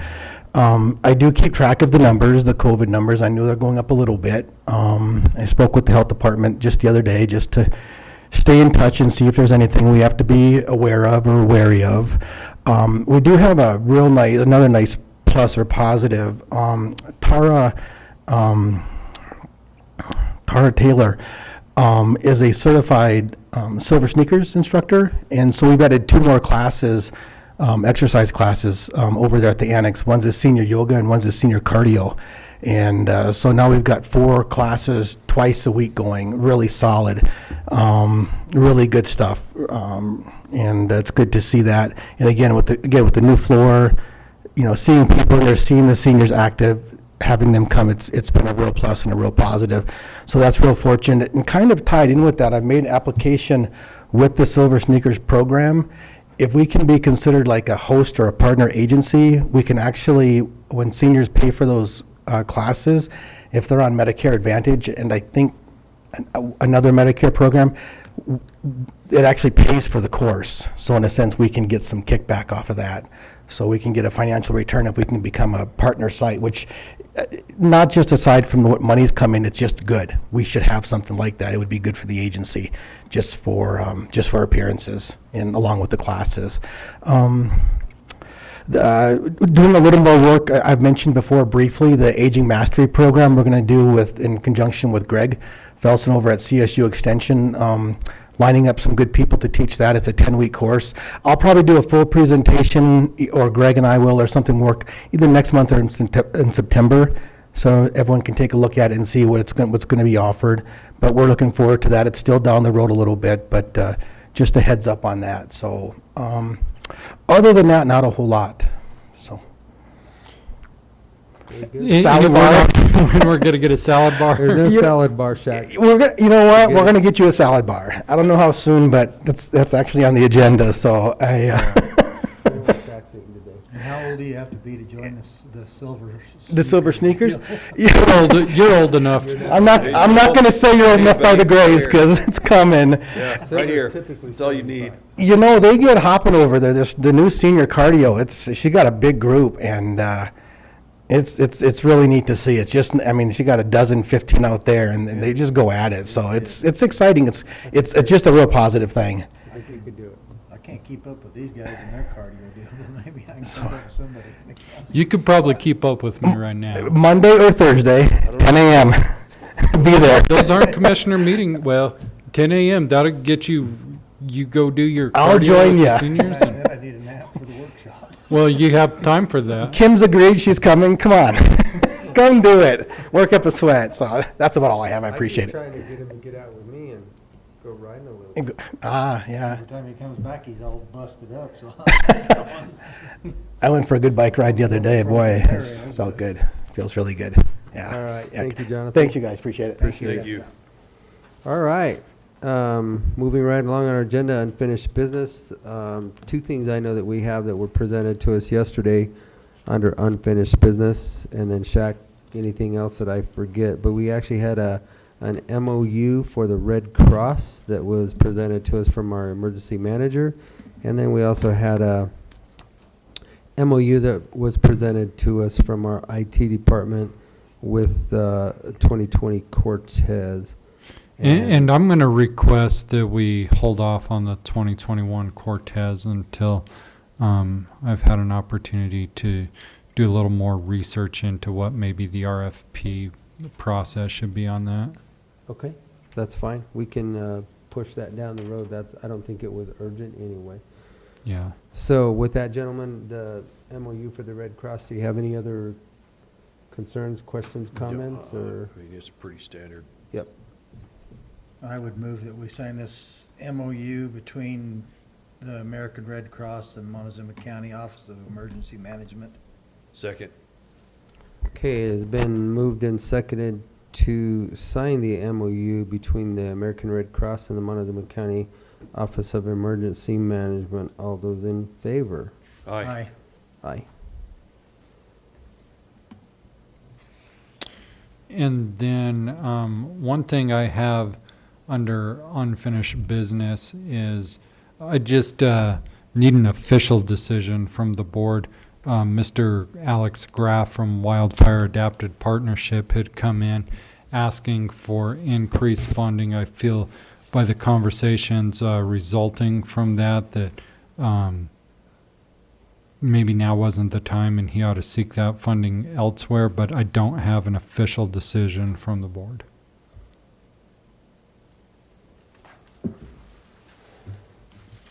Yeah, I don't feel it's I'm in appropriate agreement at with this time. Okay, I think that your official decision is that, obviously midway through the budget year, I think is the biggest issue that we have. It's hard to ask for more money when our budget's already been established. Although it can be amended, supplemented, and every other term that was used this morning. But I think that at this point in time, I think the decision is leave it where it is, and we'll look at it again. All at Wildfire Adapted Partnership, no? Request for the budget cycle that we're getting ready to start Yeah. pretty quickly. So, And then the only other thing was planning had sent out an email in regards to the marijuana ordinance that the sheriff was asking for, and they didn't get a response. I don't know that I need a motion of any sort, but just to go ahead and respond to that when you get the opportunity via email. that was sent out to us. Yeah, he sent it to you from Mr. Haley. So make time for that. And that's all I have under unfinished business, unless anybody has anything else they want to Kent, did you have? bring up. No, No. Kent's over here. Or I'm sorry. Yeah, Kent's Kent, over there, Joel, but- sorry. It's all right. I don't have anything else. Okay, those are the only notes that I had from our meeting yesterday. Okay, well then, we still have a little bit of time. I'll jump into our reports. Mr. McLaren, do you have anything to report? I don't have anything additional, pretty much the same as last week. In the Road 41 case, they did file a notice of appeal. I'm working with the insurance company's attorney to try to, we'll formulate a response. We're going to try to kill the appeal right off the get-go for being untimely, but we'll see. Other than that, there's really no updates. Okay, sounds good. James, I think Shaq probably just went out. Commissioner's report, then we'll go to that. Joel, I'm looking this way. You want to go ahead with yours, or do you have? Yeah, I've spent a lot of time on the telephone this week over the solar deal, and those things that are, yesterday I spent all day in meetings in Denver, meeting with the Department of Ag and stuff through my other job, and I took away a lot from that, and I give Shaq some information on an outfit that's wanting to get some stuff started for the, what would you call it, Shaq, for Suicide prevention. suicide prevention and stuff, and we're gonna get those folks down here to talk to us. It was a really good presentation. It's something that they're trying to start all over the state. They start out with you having a way to maybe talk to your neighbors first a little bit, and those people that sign up for this, then they can get you into different programs and stuff, because people might feel more comfortable talking to their neighbor about something than just going down and talking to a stranger. And it was a good presentation, so I'm hoping we can get them down here to talk about some of that.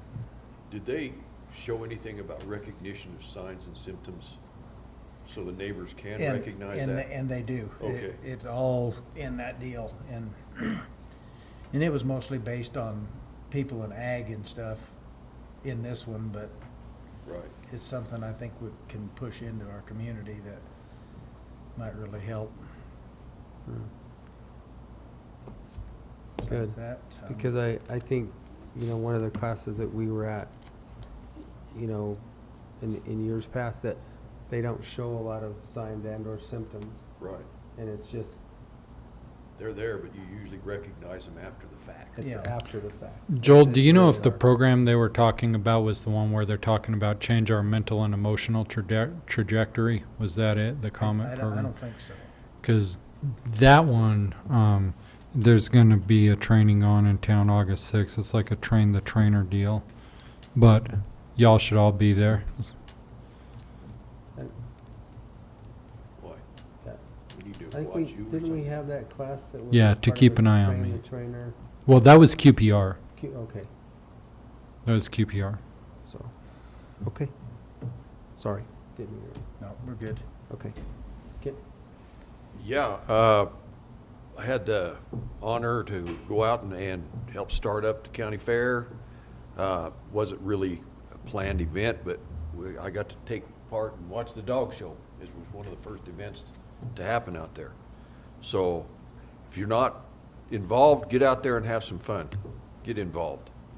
They really could use all the kids that they can get out there.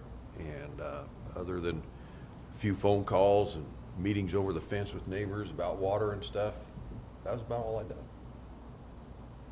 Water's a big issue. And, oh, one other thing I would like to say, I've noticed recently a lot of our athletes from our local high schools and schools around have qualified for some of these state teams, and I just want to congratulate them.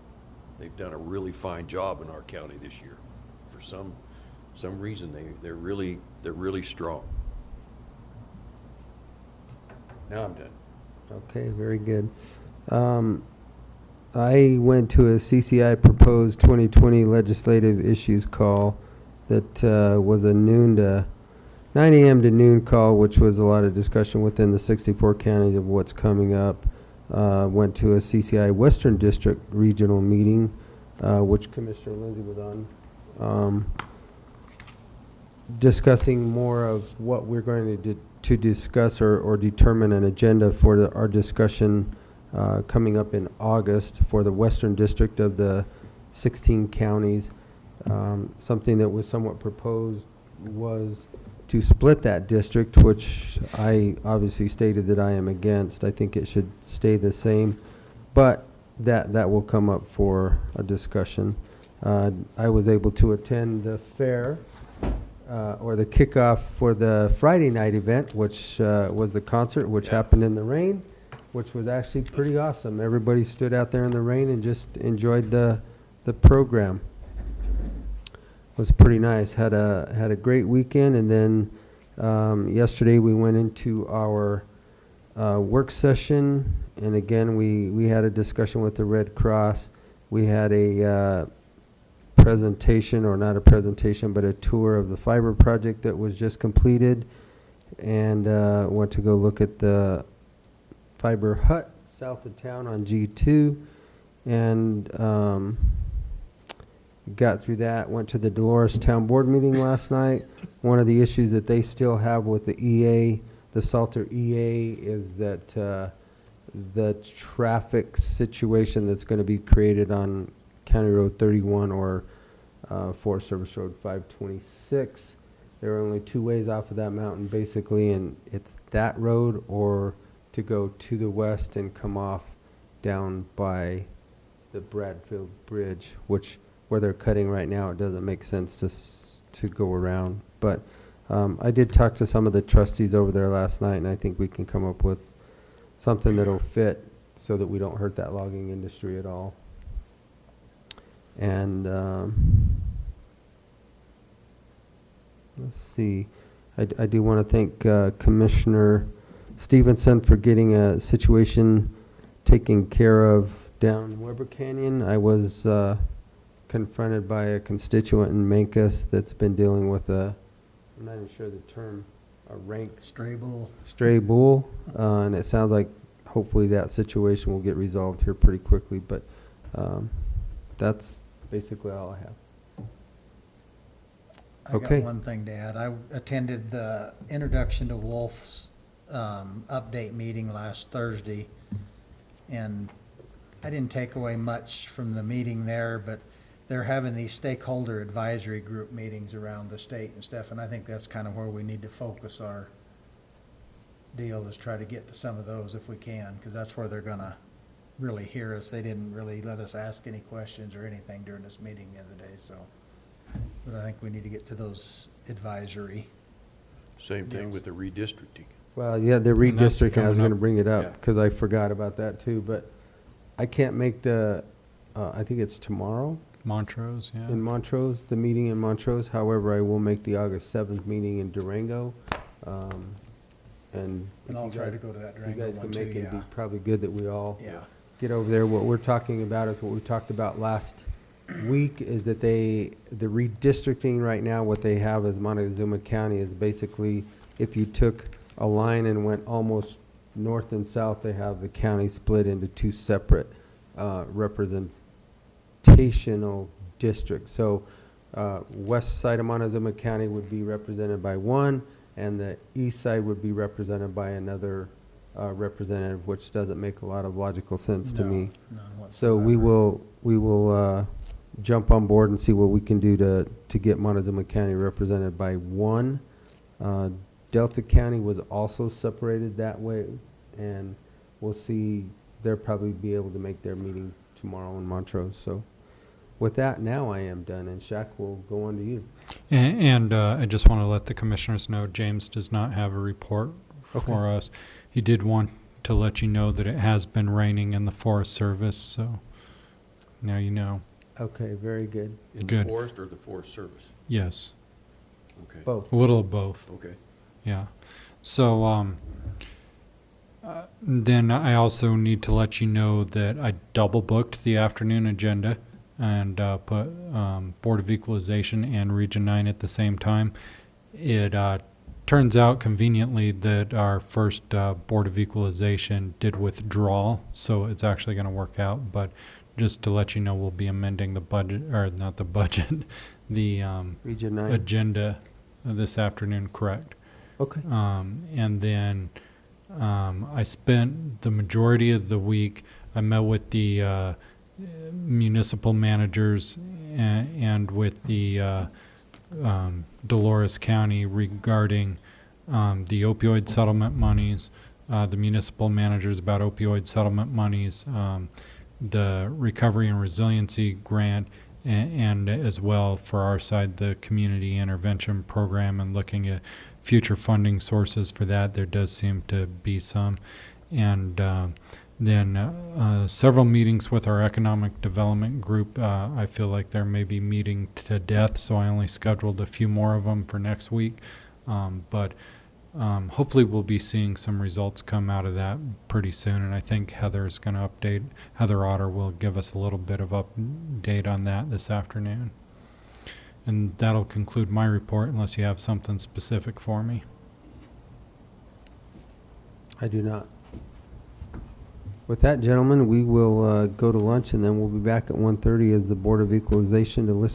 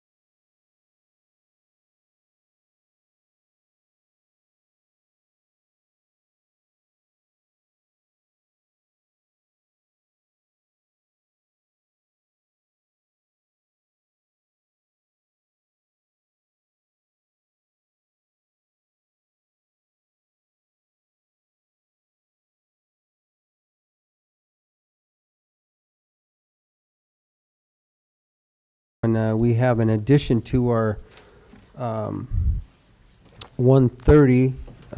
We have Region 9, and we have Heather Otter with us today, and she's going to go over some strategic directions for Montezuma County and priorities. So with that, Heather, take it away.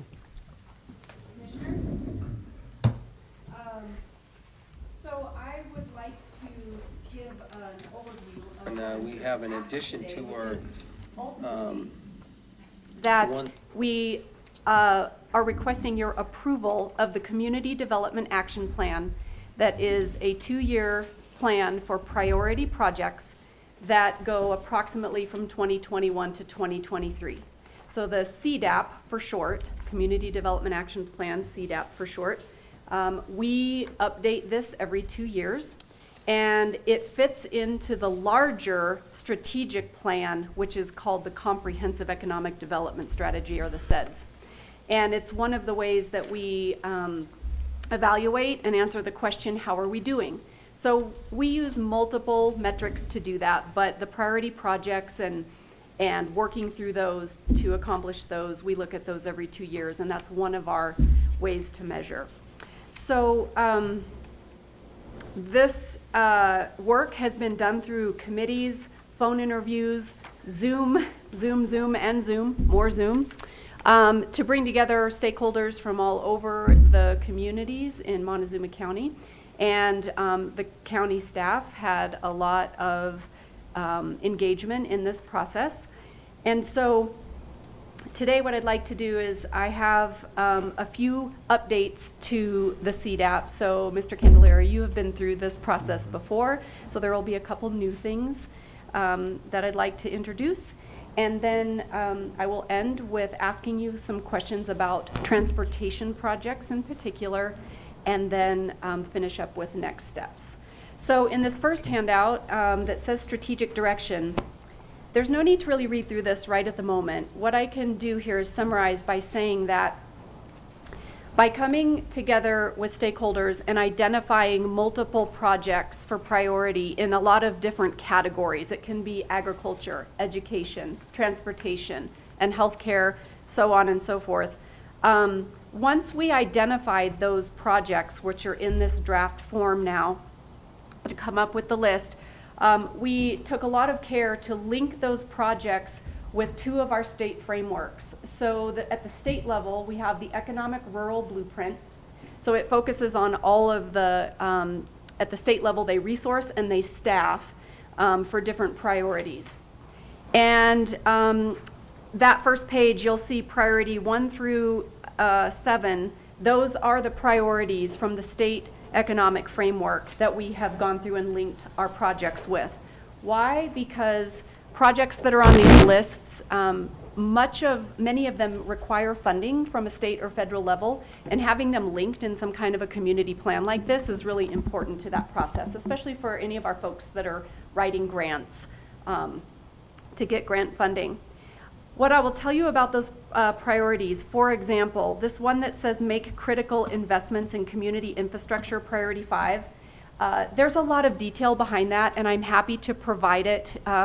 We worked through it in the committees when we looked at projects, and but that has everything from housing to workforce to telecom. So it's a broad label, but I want you to know that there's lots of detail behind what that priority is and where the state is resourcing and funding. The next list down in the bullet, starting with future ready economy and workforce, these come from your state resiliency framework. Resiliency, as I don't have to say to all of you, is a big word right now. It's always been important with our community plans. However, due to COVID, even at the state level, they got their groups back together, and we do have a resiliency framework that looks at our vulnerabilities and strategies for solutions to those vulnerabilities or mitigating them across these themes here. And so the ones that are listed here, again, they're broad themes. There's a lot of detail behind those. But again, the important thing here is that our projects here in Southwest Colorado are ticked and tied to these, because it will help to not only show strength in looking at things being on a community plan for funding and technical assistance, but also to make it easy for those that use the Community Development Action Plan for information, you know, the grant applications. We hope to make it easier to show how those tie to the bigger picture. So one of the new things then is that we have gone through, and this document just really outlines of all the priority projects that were identified in Montezuma County and your communities, how they're tied to those state priorities in both of those frameworks.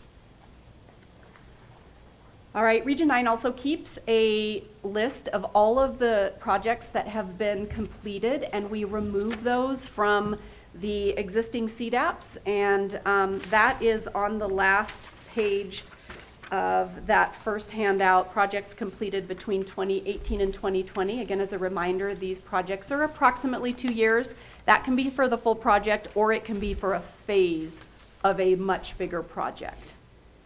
So that's just for your information. And if you have any questions about that piece, I would be your contact at Region 9 for that. Okay, let's move to the next handout. It's the one with the tabs in it. We have, what I did is just divided these up by community. So when you look at this first page, you're going to see the ones that were specific to Cortez. If you go to the next one, it's specific to Town of Dolores. And the green tab are the ones that were specific to the county.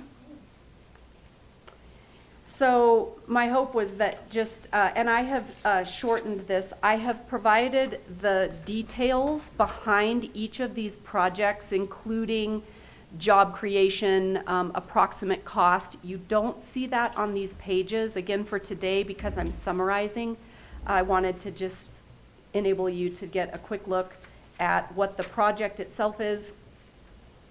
It's organized by category. Those are in alphabetical. And then what are the desired outcomes and impacts? So these are really the metrics that we'll look at in a couple years when we say, how did we do on these, and did we accomplish these outcomes and impacts? Notice on the last page, we have Ute Mountain Ute, and I'd like to take your attention to the last project. It's CDAP Project 38. And the project name is the Ute Mountain Ute Comprehensive Economic Development Strategy. That is, of course, more, an entire economic strategy is more than a 2-year project. However, some of the feedback we got from your committees and stakeholders, and we heard this across all our counties, was that for some of the plans that we refer to, because we will always go and look at your master plans, whether it's your trail plan, whether it's a transportation plan, whether it's a strategic plan that maybe your towns or cities have completed. And we reference those to look at projects out of those, because really these are your plans and projects. Region 9 is not here to replace those in any way. It's more to gather and prioritize for the purpose of this planning document. So that is listed there, and it's for ease of access. When we publish this, you know, in its final form, there will be links to these so that people can go and find them. So if there were larger strategic plans, they have been listed for ease of access in the CDAP. And finally, what I wanted to outline here is that one of the plans we always look at is the Southwest Transportation Plan. Each of the counties has somebody that is on that committee, and they go through the work of, you know, identifying priority transportation and transit projects, rank ordering them, looking at budgets, and then they all get filtered up to the end-all priority list. So I wanted to point your attention to this, because most of the counties like to put their projects that made it to the priority list for the transportation group on their CDAP. I have not done that yet. I will. That is one of my questions for you before we get approval, is if you would like these on your CDAP. The only one that's listed here that is on your CDAP now is the one that has to do with the outrider stops. That's been an ongoing priority, is to get some of that transit and that mobility across our region in place. And so that is listed on the CDAP under the county section, but these others are not yet. Very easy to put them on there. So that's one question I have for you. The second page is just, it's kind of small, but that's that.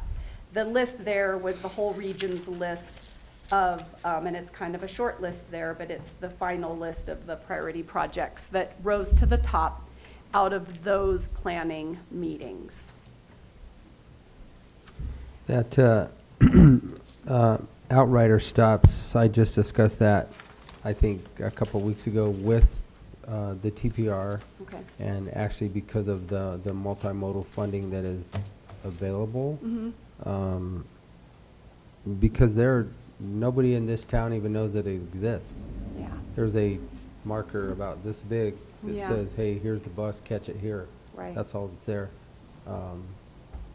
So that's a huge priority to help people figure out where that's at, along with what we're doing as far as transportation through Montezuma County. Yeah. Because it's just another source of a pickup and drop off. Yeah. I think reliable infrastructure is a huge part of community and economic development, and my opinion is they ought to be included. Yeah, Okay. yeah, absolutely. Okay.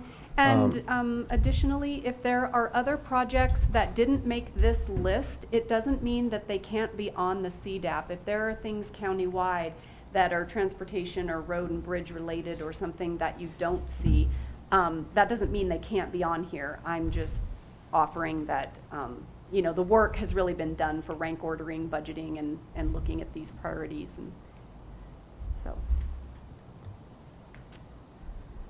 Okay. And so when do you hope to get final approval? So my ask today is that we have final approval by the end of August, or at the latest, the beginning of September, so that we can meet our obligation to the Region 9 Board, which will require their approval at the September board meeting, which is at the end, and then we have an obligation to get the final document to the Economic Development Administration at the end of September. So we're just, that's really the goal, is end of September. So if we could get approvals for the CDAP so we can slide them into our larger SEDS, that would be great. End of August, beginning of September. Okay, so you will include those transportation projects in there. If they have any further edits they want to get to you, when do you need them by? By the end of August. Well, I guess mid-August, I would say, third week of August. So really the idea would be this. So next steps is if you could look over the list of the projects, but know that a lot of work has gone in from your communities. There's been lots of meetings. It's not on your shoulders to go through them in such detail. Really, I would focus that effort on the county projects to make sure that we're reflecting them the way that you would like them on there. But it's really to make sure that you feel like there's a good representation across the county from your communities, and that they're looking the right way, as far as we have the right representation of projects here for the next 2 years. I'd be happy to put that on the workshop Monday. Yeah, we can do that. Okay. Be a good time to discuss it, because there are some priorities that are going to take place in this county that'll be going out to add probably by the middle or probably late fall. Okay. Yes, if there's That I don't- anything missing, just let me know and we'll get it on there. Okay. So this is still in draft. That's the key word. And any feedback that you have is very much appreciated. I think you guys are doing a great job. Thank you. Well, I want to say thanks to the staff and to Shaq's team specifically. They're an incredibly engaged economic development group and very responsive. And so this has been quite a process, because we're updating that larger SEDS, that gets done every 5 years. So it started about a year ago. This is just part of it. And so it's really helpful to have an engaged group. So your communities, the stakeholders, all of them have been really responsive and helpful. So I want to say thank you for that. One thing I missed, if I may, is that the other feedback that we got really across the region and we talked a little bit about this, is the ranking. So on those CDAP projects, you're going to see a ranking of low, medium, or high. In the past, that has been somewhat subjective because the group that asks for the project to be put on there, they give it the ranking, and then it goes to you all for the final approval, and the commissioners are there, you can change that ranking. Through the discussions this last time, we were asked if we could develop, or if there's a way to make it more objective, and partly so that by the time it comes to you, you know that the same criteria is really for everybody. It's not about whether it might be a pet project, so they say this is high in our opinion, or it might be based on, strictly on funding. We're going to make this a high priority simply because we know that we have that grant money being awarded next month. We looked at multiple ranking frameworks across the state, and we used the resiliency framework as one. And so in the first handout, let's see, let me make sure I included that. Oh no, I didn't. I have this for Shaq, and I can do this, I can send it, but I just want you to know that that ranking, Region 9 took most of the work to do the ranking this time around, because we did, as all of the groups in the work of identifying the projects, agree on a more objective framework for what means low, what means medium, and what means high. So I just want to offer to you that it's not really a guessing game as much as it was before, or subjective. It's now, you have to meet this many criteria for that project for it to be high, this many to be medium, and this many to be low. And I apologize, I didn't include that criteria in these handouts, but I will send that along for your work session. Thank you. Okay. Thank you. How,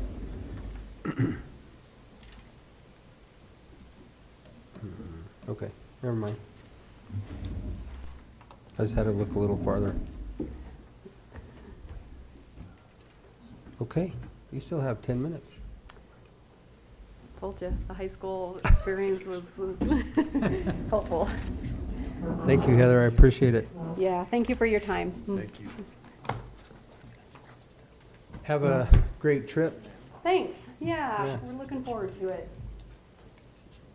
and we'll catch you at the next meeting. Got to take that time with the teenager when you can get it these days. Yep. Won't be long, he'll be gone. Gone. Might be in Madison. Yeah. I'm going to leave this one extra copy with you. That'd be Great, for thank work you. session, and I'll send you the criteria for the ranking. Perfect. Okay, Thank you, thanks. Heather. Have a great afternoon. You bet. You too. See ya. Okay, 1:50, we're right on time. So, you can go either place you want to be. Whatever works for you all. Just in case. Just in case. How long are we going to Keep give this- them? If they're not here at 1:50, or we just leave it? We'll start at 1:50. It's scheduled at 1:50, and we start on time. If they choose to not be here, then that's obviously their choice, and we'll go through it and we'll make a decision. So, basically, everybody out there that's listening in YouTube land, this is our County Board of Equalization appeals, and this is the time where people are appealing their valuations for their taxes. So, we have a 1:50 hearing, which we are at 1:50 right now, and I guess, go ahead, Zane. All right, my name is Zane Fisher. I'm an appraiser with the Montezuma County Assessor's Office. And Zane, let me just slow you down for 1 second. I just want to kind of lay out the process that I think we want to follow today, just so everybody's on the same page. I think what we want to do is give the assessors about 7 minutes to present off the get-go. If you don't go that long, that's fine, and then we'll give the landowner an opportunity to present for 7 minutes, and then there'll be an opportunity for questions. That works. Landowners are actually here, can they go first? If they actually show up? That's how we've kind of done it in the past. It's really up to you guys. I don't have an issue with that. I don't think it's a. They can go first, Yeah. but since they're not here, we'll go ahead and have you Yeah, start on that'll this. work. But Yep. that's how we'll do it, and if they are here first, if you would rather it be that way, then we'll have the landowner go first. You guys can follow up, and then we'll have questions, so. Cool. Alrighty. All right, so this is the CBOE protest for account R2707. The owner is Sue Sieber. It didn't sound like she was gonna come when I did my field visit the other day, but I still have to present. The property is the Rio Grande in Dolores, Colorado, across from the Galloping Goose Historical Museum. During the 2021 protest period, the owner indicated to this office that the motel was no longer accepting reservations and she was using it as a residential building. I got with the commercial appraiser and we agreed that the residential appraisers would take it over and continue on with it. So at that time, the building was changed to the residential use code of 1212, and a notice of determination was sent out June 30th with the new value on that property.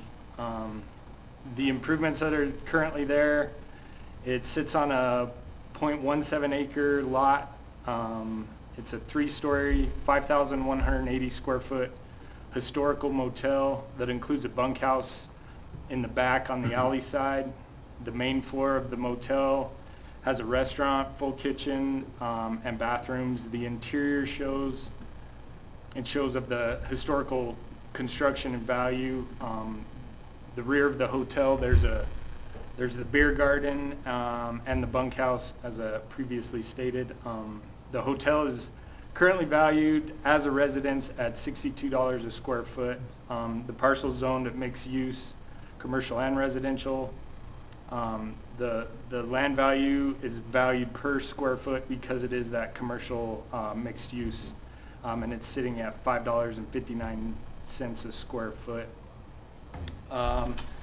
So the basics of the sales history on the property, the current owner of the property purchased the parcel December 12th of 2006. I have 2012 in my write-up, but it was 2006 for $325,000.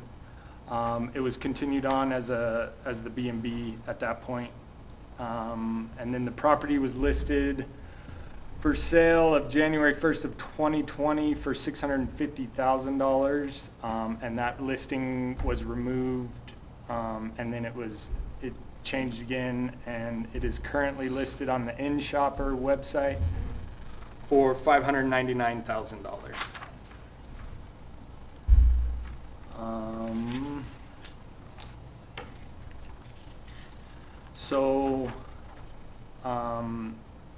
Go to the comp. For the comps, I used 3 comps that were older in value that have sold in Dolores recent in the past sales data collection period. So I used on comp 1 was 903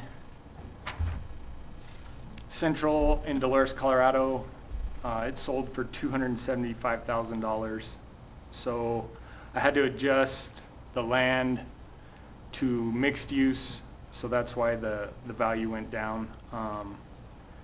And then as far as the adjustments for effective year built, it was pretty close to the subject as far as the most recent effective year built, and that means the most recent remodel. The living area was the big one. It's hard to find a house in Dolores that's 5,000 square feet unless it is a commercial building or the hotel. And forced air all across the board. There was nothing too big on that. Another big kicker was the 9 bathrooms that the subject property has, and that was again, that was another addition to the overall value for the total adjustments. So if we look at the total adjustments, we're pretty much from 284 to about $310,000 on each comp. And so when we add those up, divide by 3, we get the indicated value, what the market would hold in Dolores for that big of a, if it was an actual house, and not just the motel. But so we're looking at, the indicated value is $519,000. And the taxpayer's estimation of value was $250,000. After I adjusted it, the original value was $571, and I adjusted it down to $368. And that's kind of where I'm thinking that the value should remain for the 2021, 2022 tax values, or assessor's values.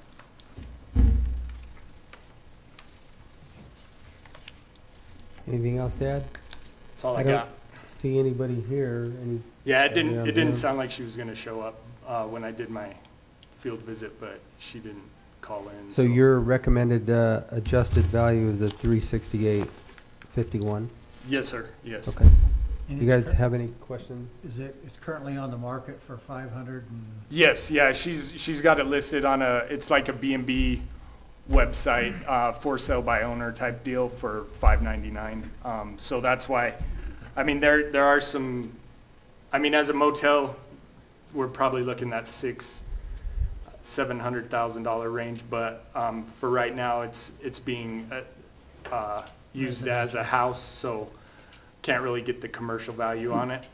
So that's why. Even as a house listed at $62 a square foot and $559 a square foot for the property? Yeah. Is Yeah, egregious. it's pretty. Super low. It is super low. When we did our field visit the other day, it's got a lot of electrical issues. There's plumbing, so that degraded the quality and conditions as far as like, there are some stuff, some Correct. structural stuff and some utilities that she would need to upgrade, we felt, for Okay. for that, but she's got it on the market, yeah, for $599. So, and then it was $650 for the past year. So, I think her indicated value of $250 is a little low on a 5,000 square foot residence. So, Yeah, I think it's a little low. So gentlemen, basically, do you have any comments, questions? The estimated adjusted value is the 368. I have no problem with that. what was Okay. it valued at before? when the original values went out for this year, we were at 571, 382, and that was as the motel. And then she brought it to our attention that it was no longer, she was using it residential, and she had to take it off of and I tried to book a room, and it is officially. I don't know if he's calling in. Did I give you a Zoom? Well, they have the option on the letters, I believe, to call in. Yes, they do. Yeah. What was that, a Zoom link option or phone option? Oh. We have the phone hold on. And the phone line is still working. Where's the phone at? I'll check it. It is in the planning conference. How do they talk in here?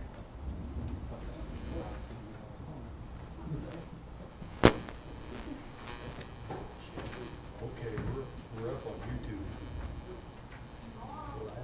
Yeah. Yeah.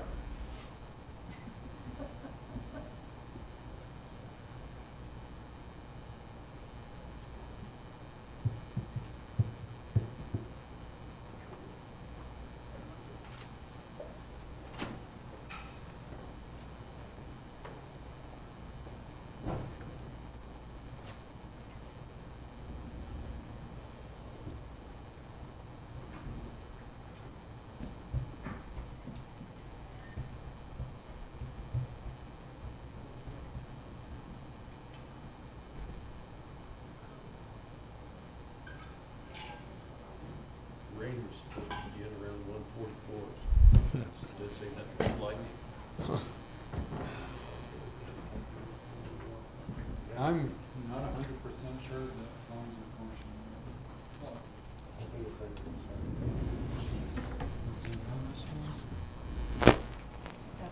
Here's a phone bill right here, isn't it?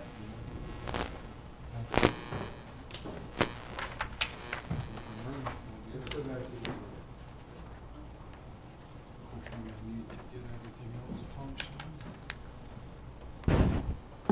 So we're missing a one.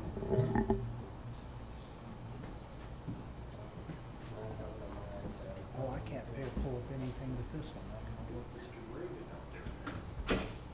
So what's the next one would be Robert? Oh, never mind. Urquhart. There's Gabby.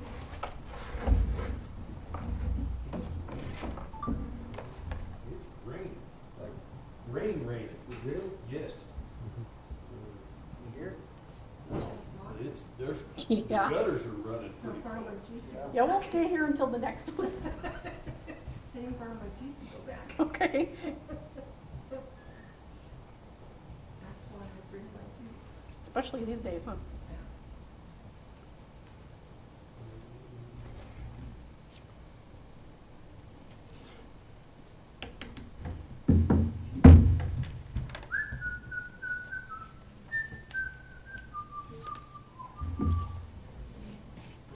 While I'm working on this, somebody name that too. Fred, we'll name it Fred. Nobody? Walk like an Egyptian. Oh, I thought it was drive like a New Mexican.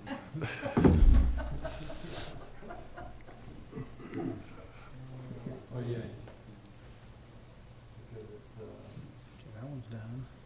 because it's,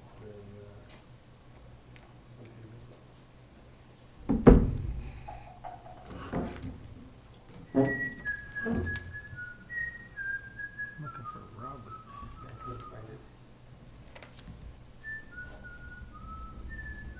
would you call this a An abatement hearing. abatement hearing? It's not actually.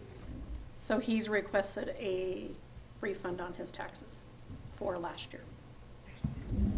And we just put him off to make it, instead of having a special session of CBUE just for this, we just threw it into our protests.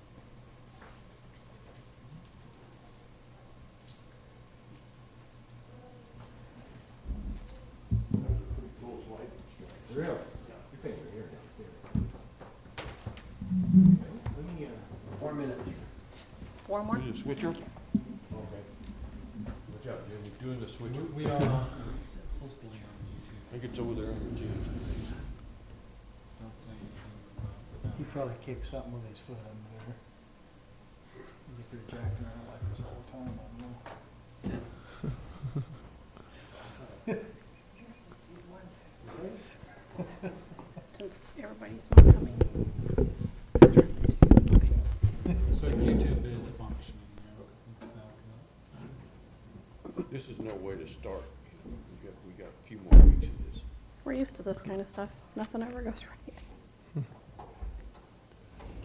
I tried positive thinking once. I knew it was gonna work and it didn't.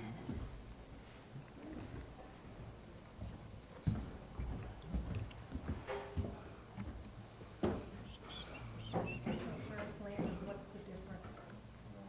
So an abatement is, he's asking for a refund on his 2019 taxes.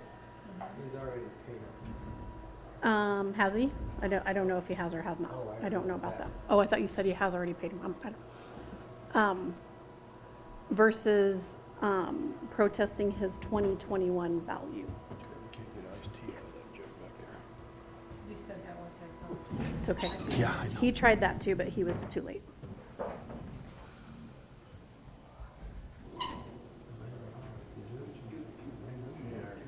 You know what? Yeah, it went off. I had to start it again there, so there you go.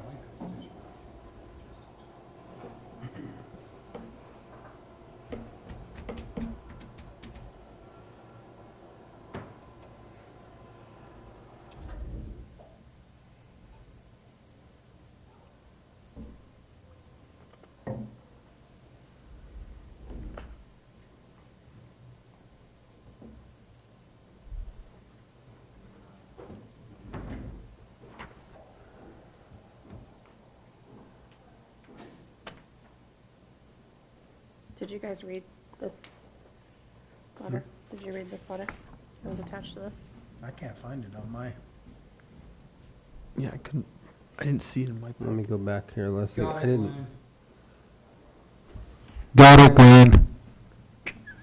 I don't have this attachment either. The letter attachment? Okay. It's okay. Just, Okay, now I gotta catch up and find out where we are. Can somebody check the dial tone on the phone and see if we've got phones? Never mind, we just lost everything else again. It's coming back again. Okay, whoever's throwing lightning around out there, knock it off.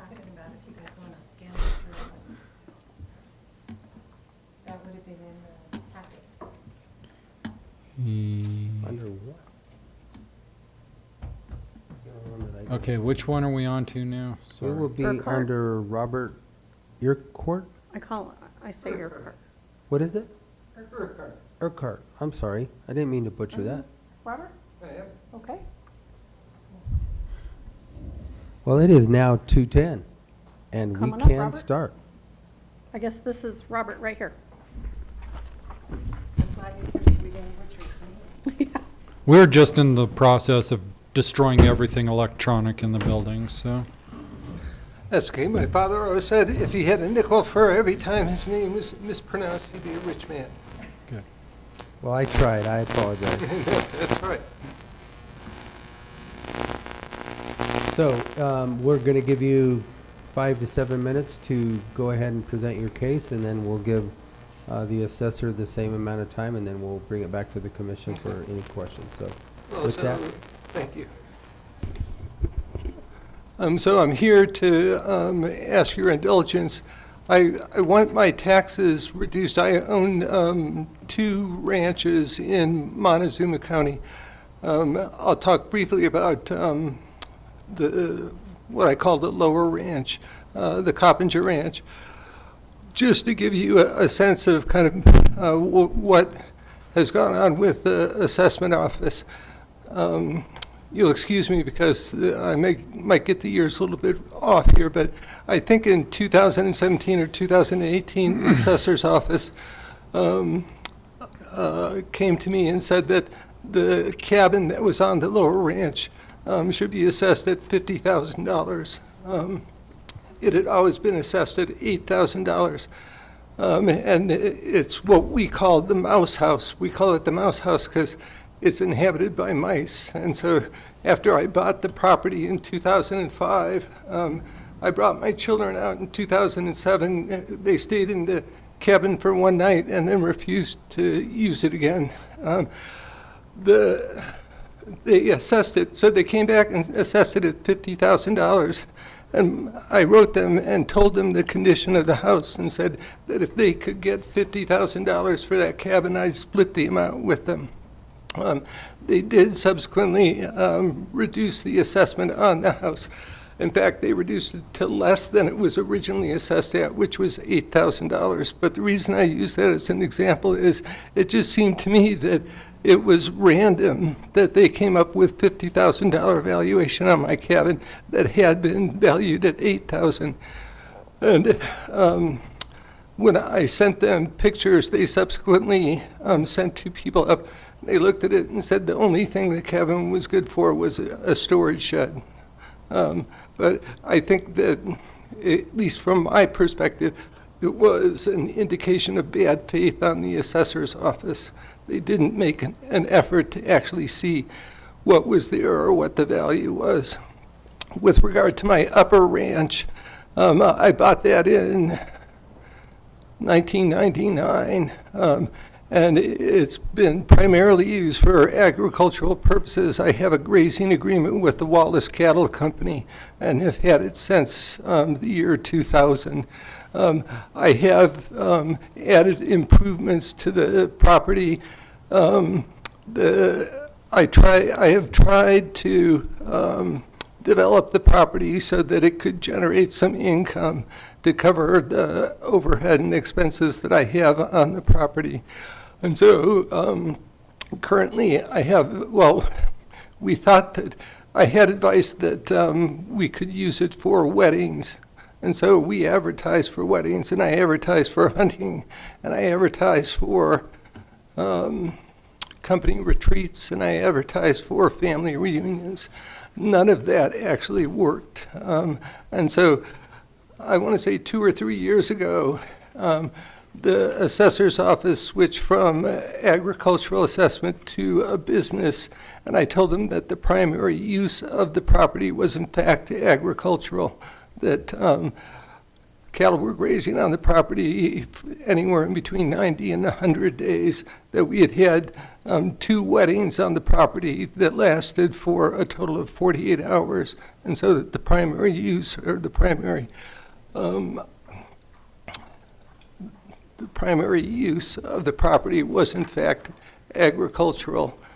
They denied, they said that they would they would continue to categorize it as a commercial property, and so they increased my assessment from several $1,000s up to over $25,000.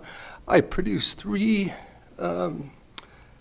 tax returns that I had filed showing that the total revenue that I generated on the property for the years, I believe, 2017, 2018, and 2019 was less than $3,000.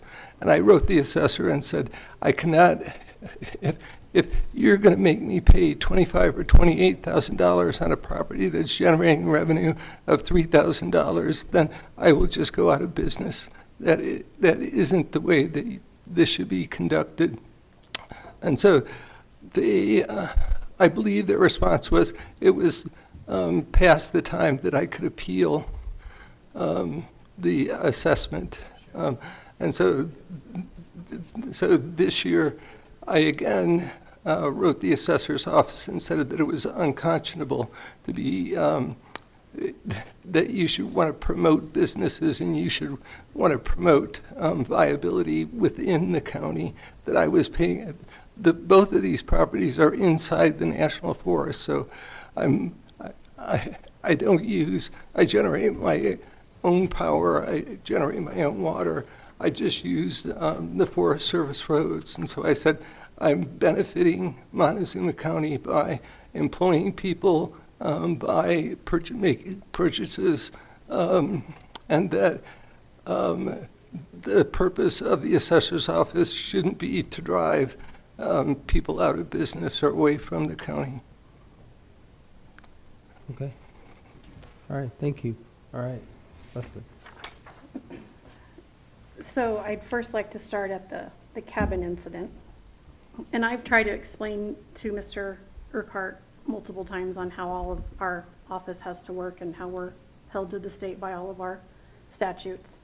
So when the cabin became to be appraised at $50,000 is because we had to do a revow, and we found all of the people that had cabins that weren't actually living in them. We had to turn them into residential cabins. They couldn't be on at a stick-built shed and be getting the residential rate for that. So that was across the board in 2018. Everyone that had a residential cabin actually got a residential cabin assessment. Then we did go up to the house or to the cabin and do an inspection, because that's what we have to do when we get a complaint. And we did lower it, like he said, to even below the $8,000, because it is not worth the $50,000. So I don't know how that was, not very forthcoming of the assessor's office. As far as the big ranch goes, we, in 2000, I believe it was 2018, 2019, we actually came across all the buildings that had been built up there that we were not aware of. We put them on the tax roll, and they are substantial buildings. And at that point, we found his advertisements for all of the commercial going-ons at the property. So that makes it a commercial property. If you're advertising for rentals, it just makes it a commercial property. We've had conversations back and forth about it being 100% commercial, it not being commercial. it's just become to the point where I honestly would like to see, at least for the year he's requesting his abatement and next year, that this property be classified as residential ag, and he can drop the commercial status for right now because he is struggling in his business. We're not out to get people and to be horrible people like, you know, everyone thinks. But when it is advertised commercially and we have to assess it commercially, we're willing to work with people. We've even gone off of his tax returns. The commercial appraisers looked at them and told me that based off of his depreciation schedule, he would not want to claim his income approach to, you know, to be based off of his taxes off of his income approach. Even though his bottom line looks pretty low, his depreciation schedule is nowhere close to what we have on our system. So that being said, I would just prefer that we, from 19 going forward until 22, we do commercial ag on all of the outbuildings, residential on the homes, and just leave it at that for right now. And that's my recommendation. And what would that make the So that would tax? make, currently on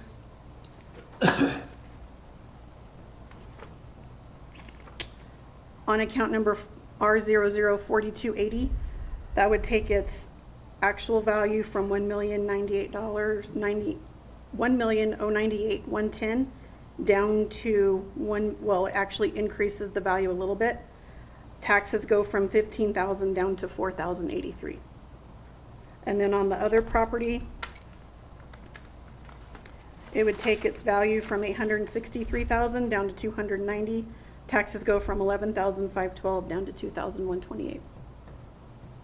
And this is a temporary adjustment to see if his business gets kicked off and starts, you know, doing well, or it is going to just stay a residential ag property. And if that's the case, then, you know, he's going to have to work a little harder to quit advertising as a commercial property.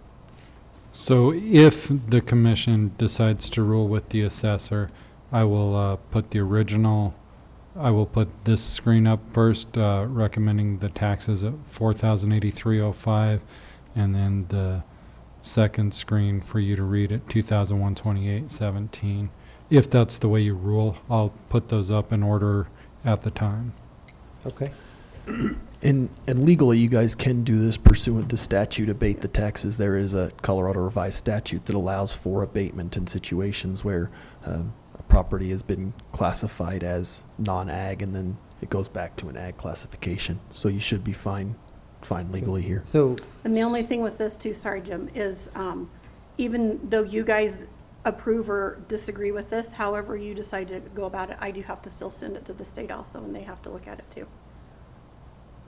Because it's over a $10,000 abatement. Mm-hmm. But I mean, if I understand it right, it's going back to agriculture because at this point it's not really being used commercially. I mean, it may be being advertised commercially, but I mean, has there been any commercial Yes. use? There There's has been commercial use, correct, Robert? There is, but again, the total revenues, the total commercial revenues have averaged $3,000 over the last 4 years. I mean, I don't have to tell you, you're reliant on visitors and whatever, but during COVID, I got news, nobody got married. So what we're asking is, because he does have a current cattle lease, and he does take his family up there, he does qualify for both of the classifications we're asking for. Because he does stay in his own property, that would definitely give him the residential rate, and he does have a lease with the Wallaces for the grazing of the cattle. So that would cover him on both of what we're requesting for, you know, a time. And then we'll have to when does the reval take place then? 23. Okay. So this would be, It's Basically, so it's going to, 2 years. it's going to give him an abatement on his taxes that are currently due, and it's going to give him the classification for 21 and 22. And then we would look at it again and decide where to go from there. 19 to 22. Mhm. I mean, I'm definitely okay with it as far as, I mean, if this is your recommendation. And the you guys have commercial went up appraiser and there myself, we talked about it, and I think this is the best way for us to go about it for right now. and viewed everything that's on the property right now, so I don't have any issues with your recommendations. Joe? Kent? No. Okay, then. Go ahead. Need a motion to, do you want two separate motions? I don't know if you have to do each account separately. Yeah, let's do each account Okay. separately just to be safe. Okay. Shaq, can you roll that? Need the account number on this Yeah. one? It's right, Stop. right there. Okay. Make a motion, we approve for abatement, account number R004280. Here's the amounts. And the amount we will go from tax value of $15,903.24 to $4,083.05. I'll second it. Okay, go back up to the top, please. I got them both on one page for All you. right, there you go. So it has been moved and seconded that we accept the abatement for the property R004280 at 19555 Road 42, Mancos, Colorado, and a correction from the original amount of $15,904.24 to the corrected amount of $4,083.05. All those in favor? Aye. Aye. Okay, next. Okay, we approve the abatement for account number R004281, located at 19505 Road 42, Mancos, Colorado. Tax abated from $11,512.04 to $2,128.17. I'll second it.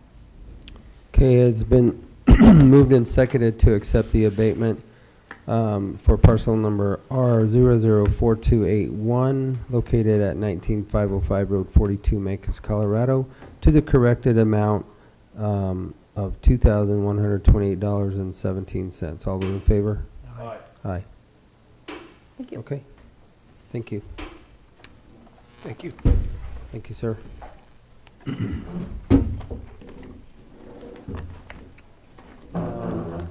230 has withdrawn. Yes. Okay.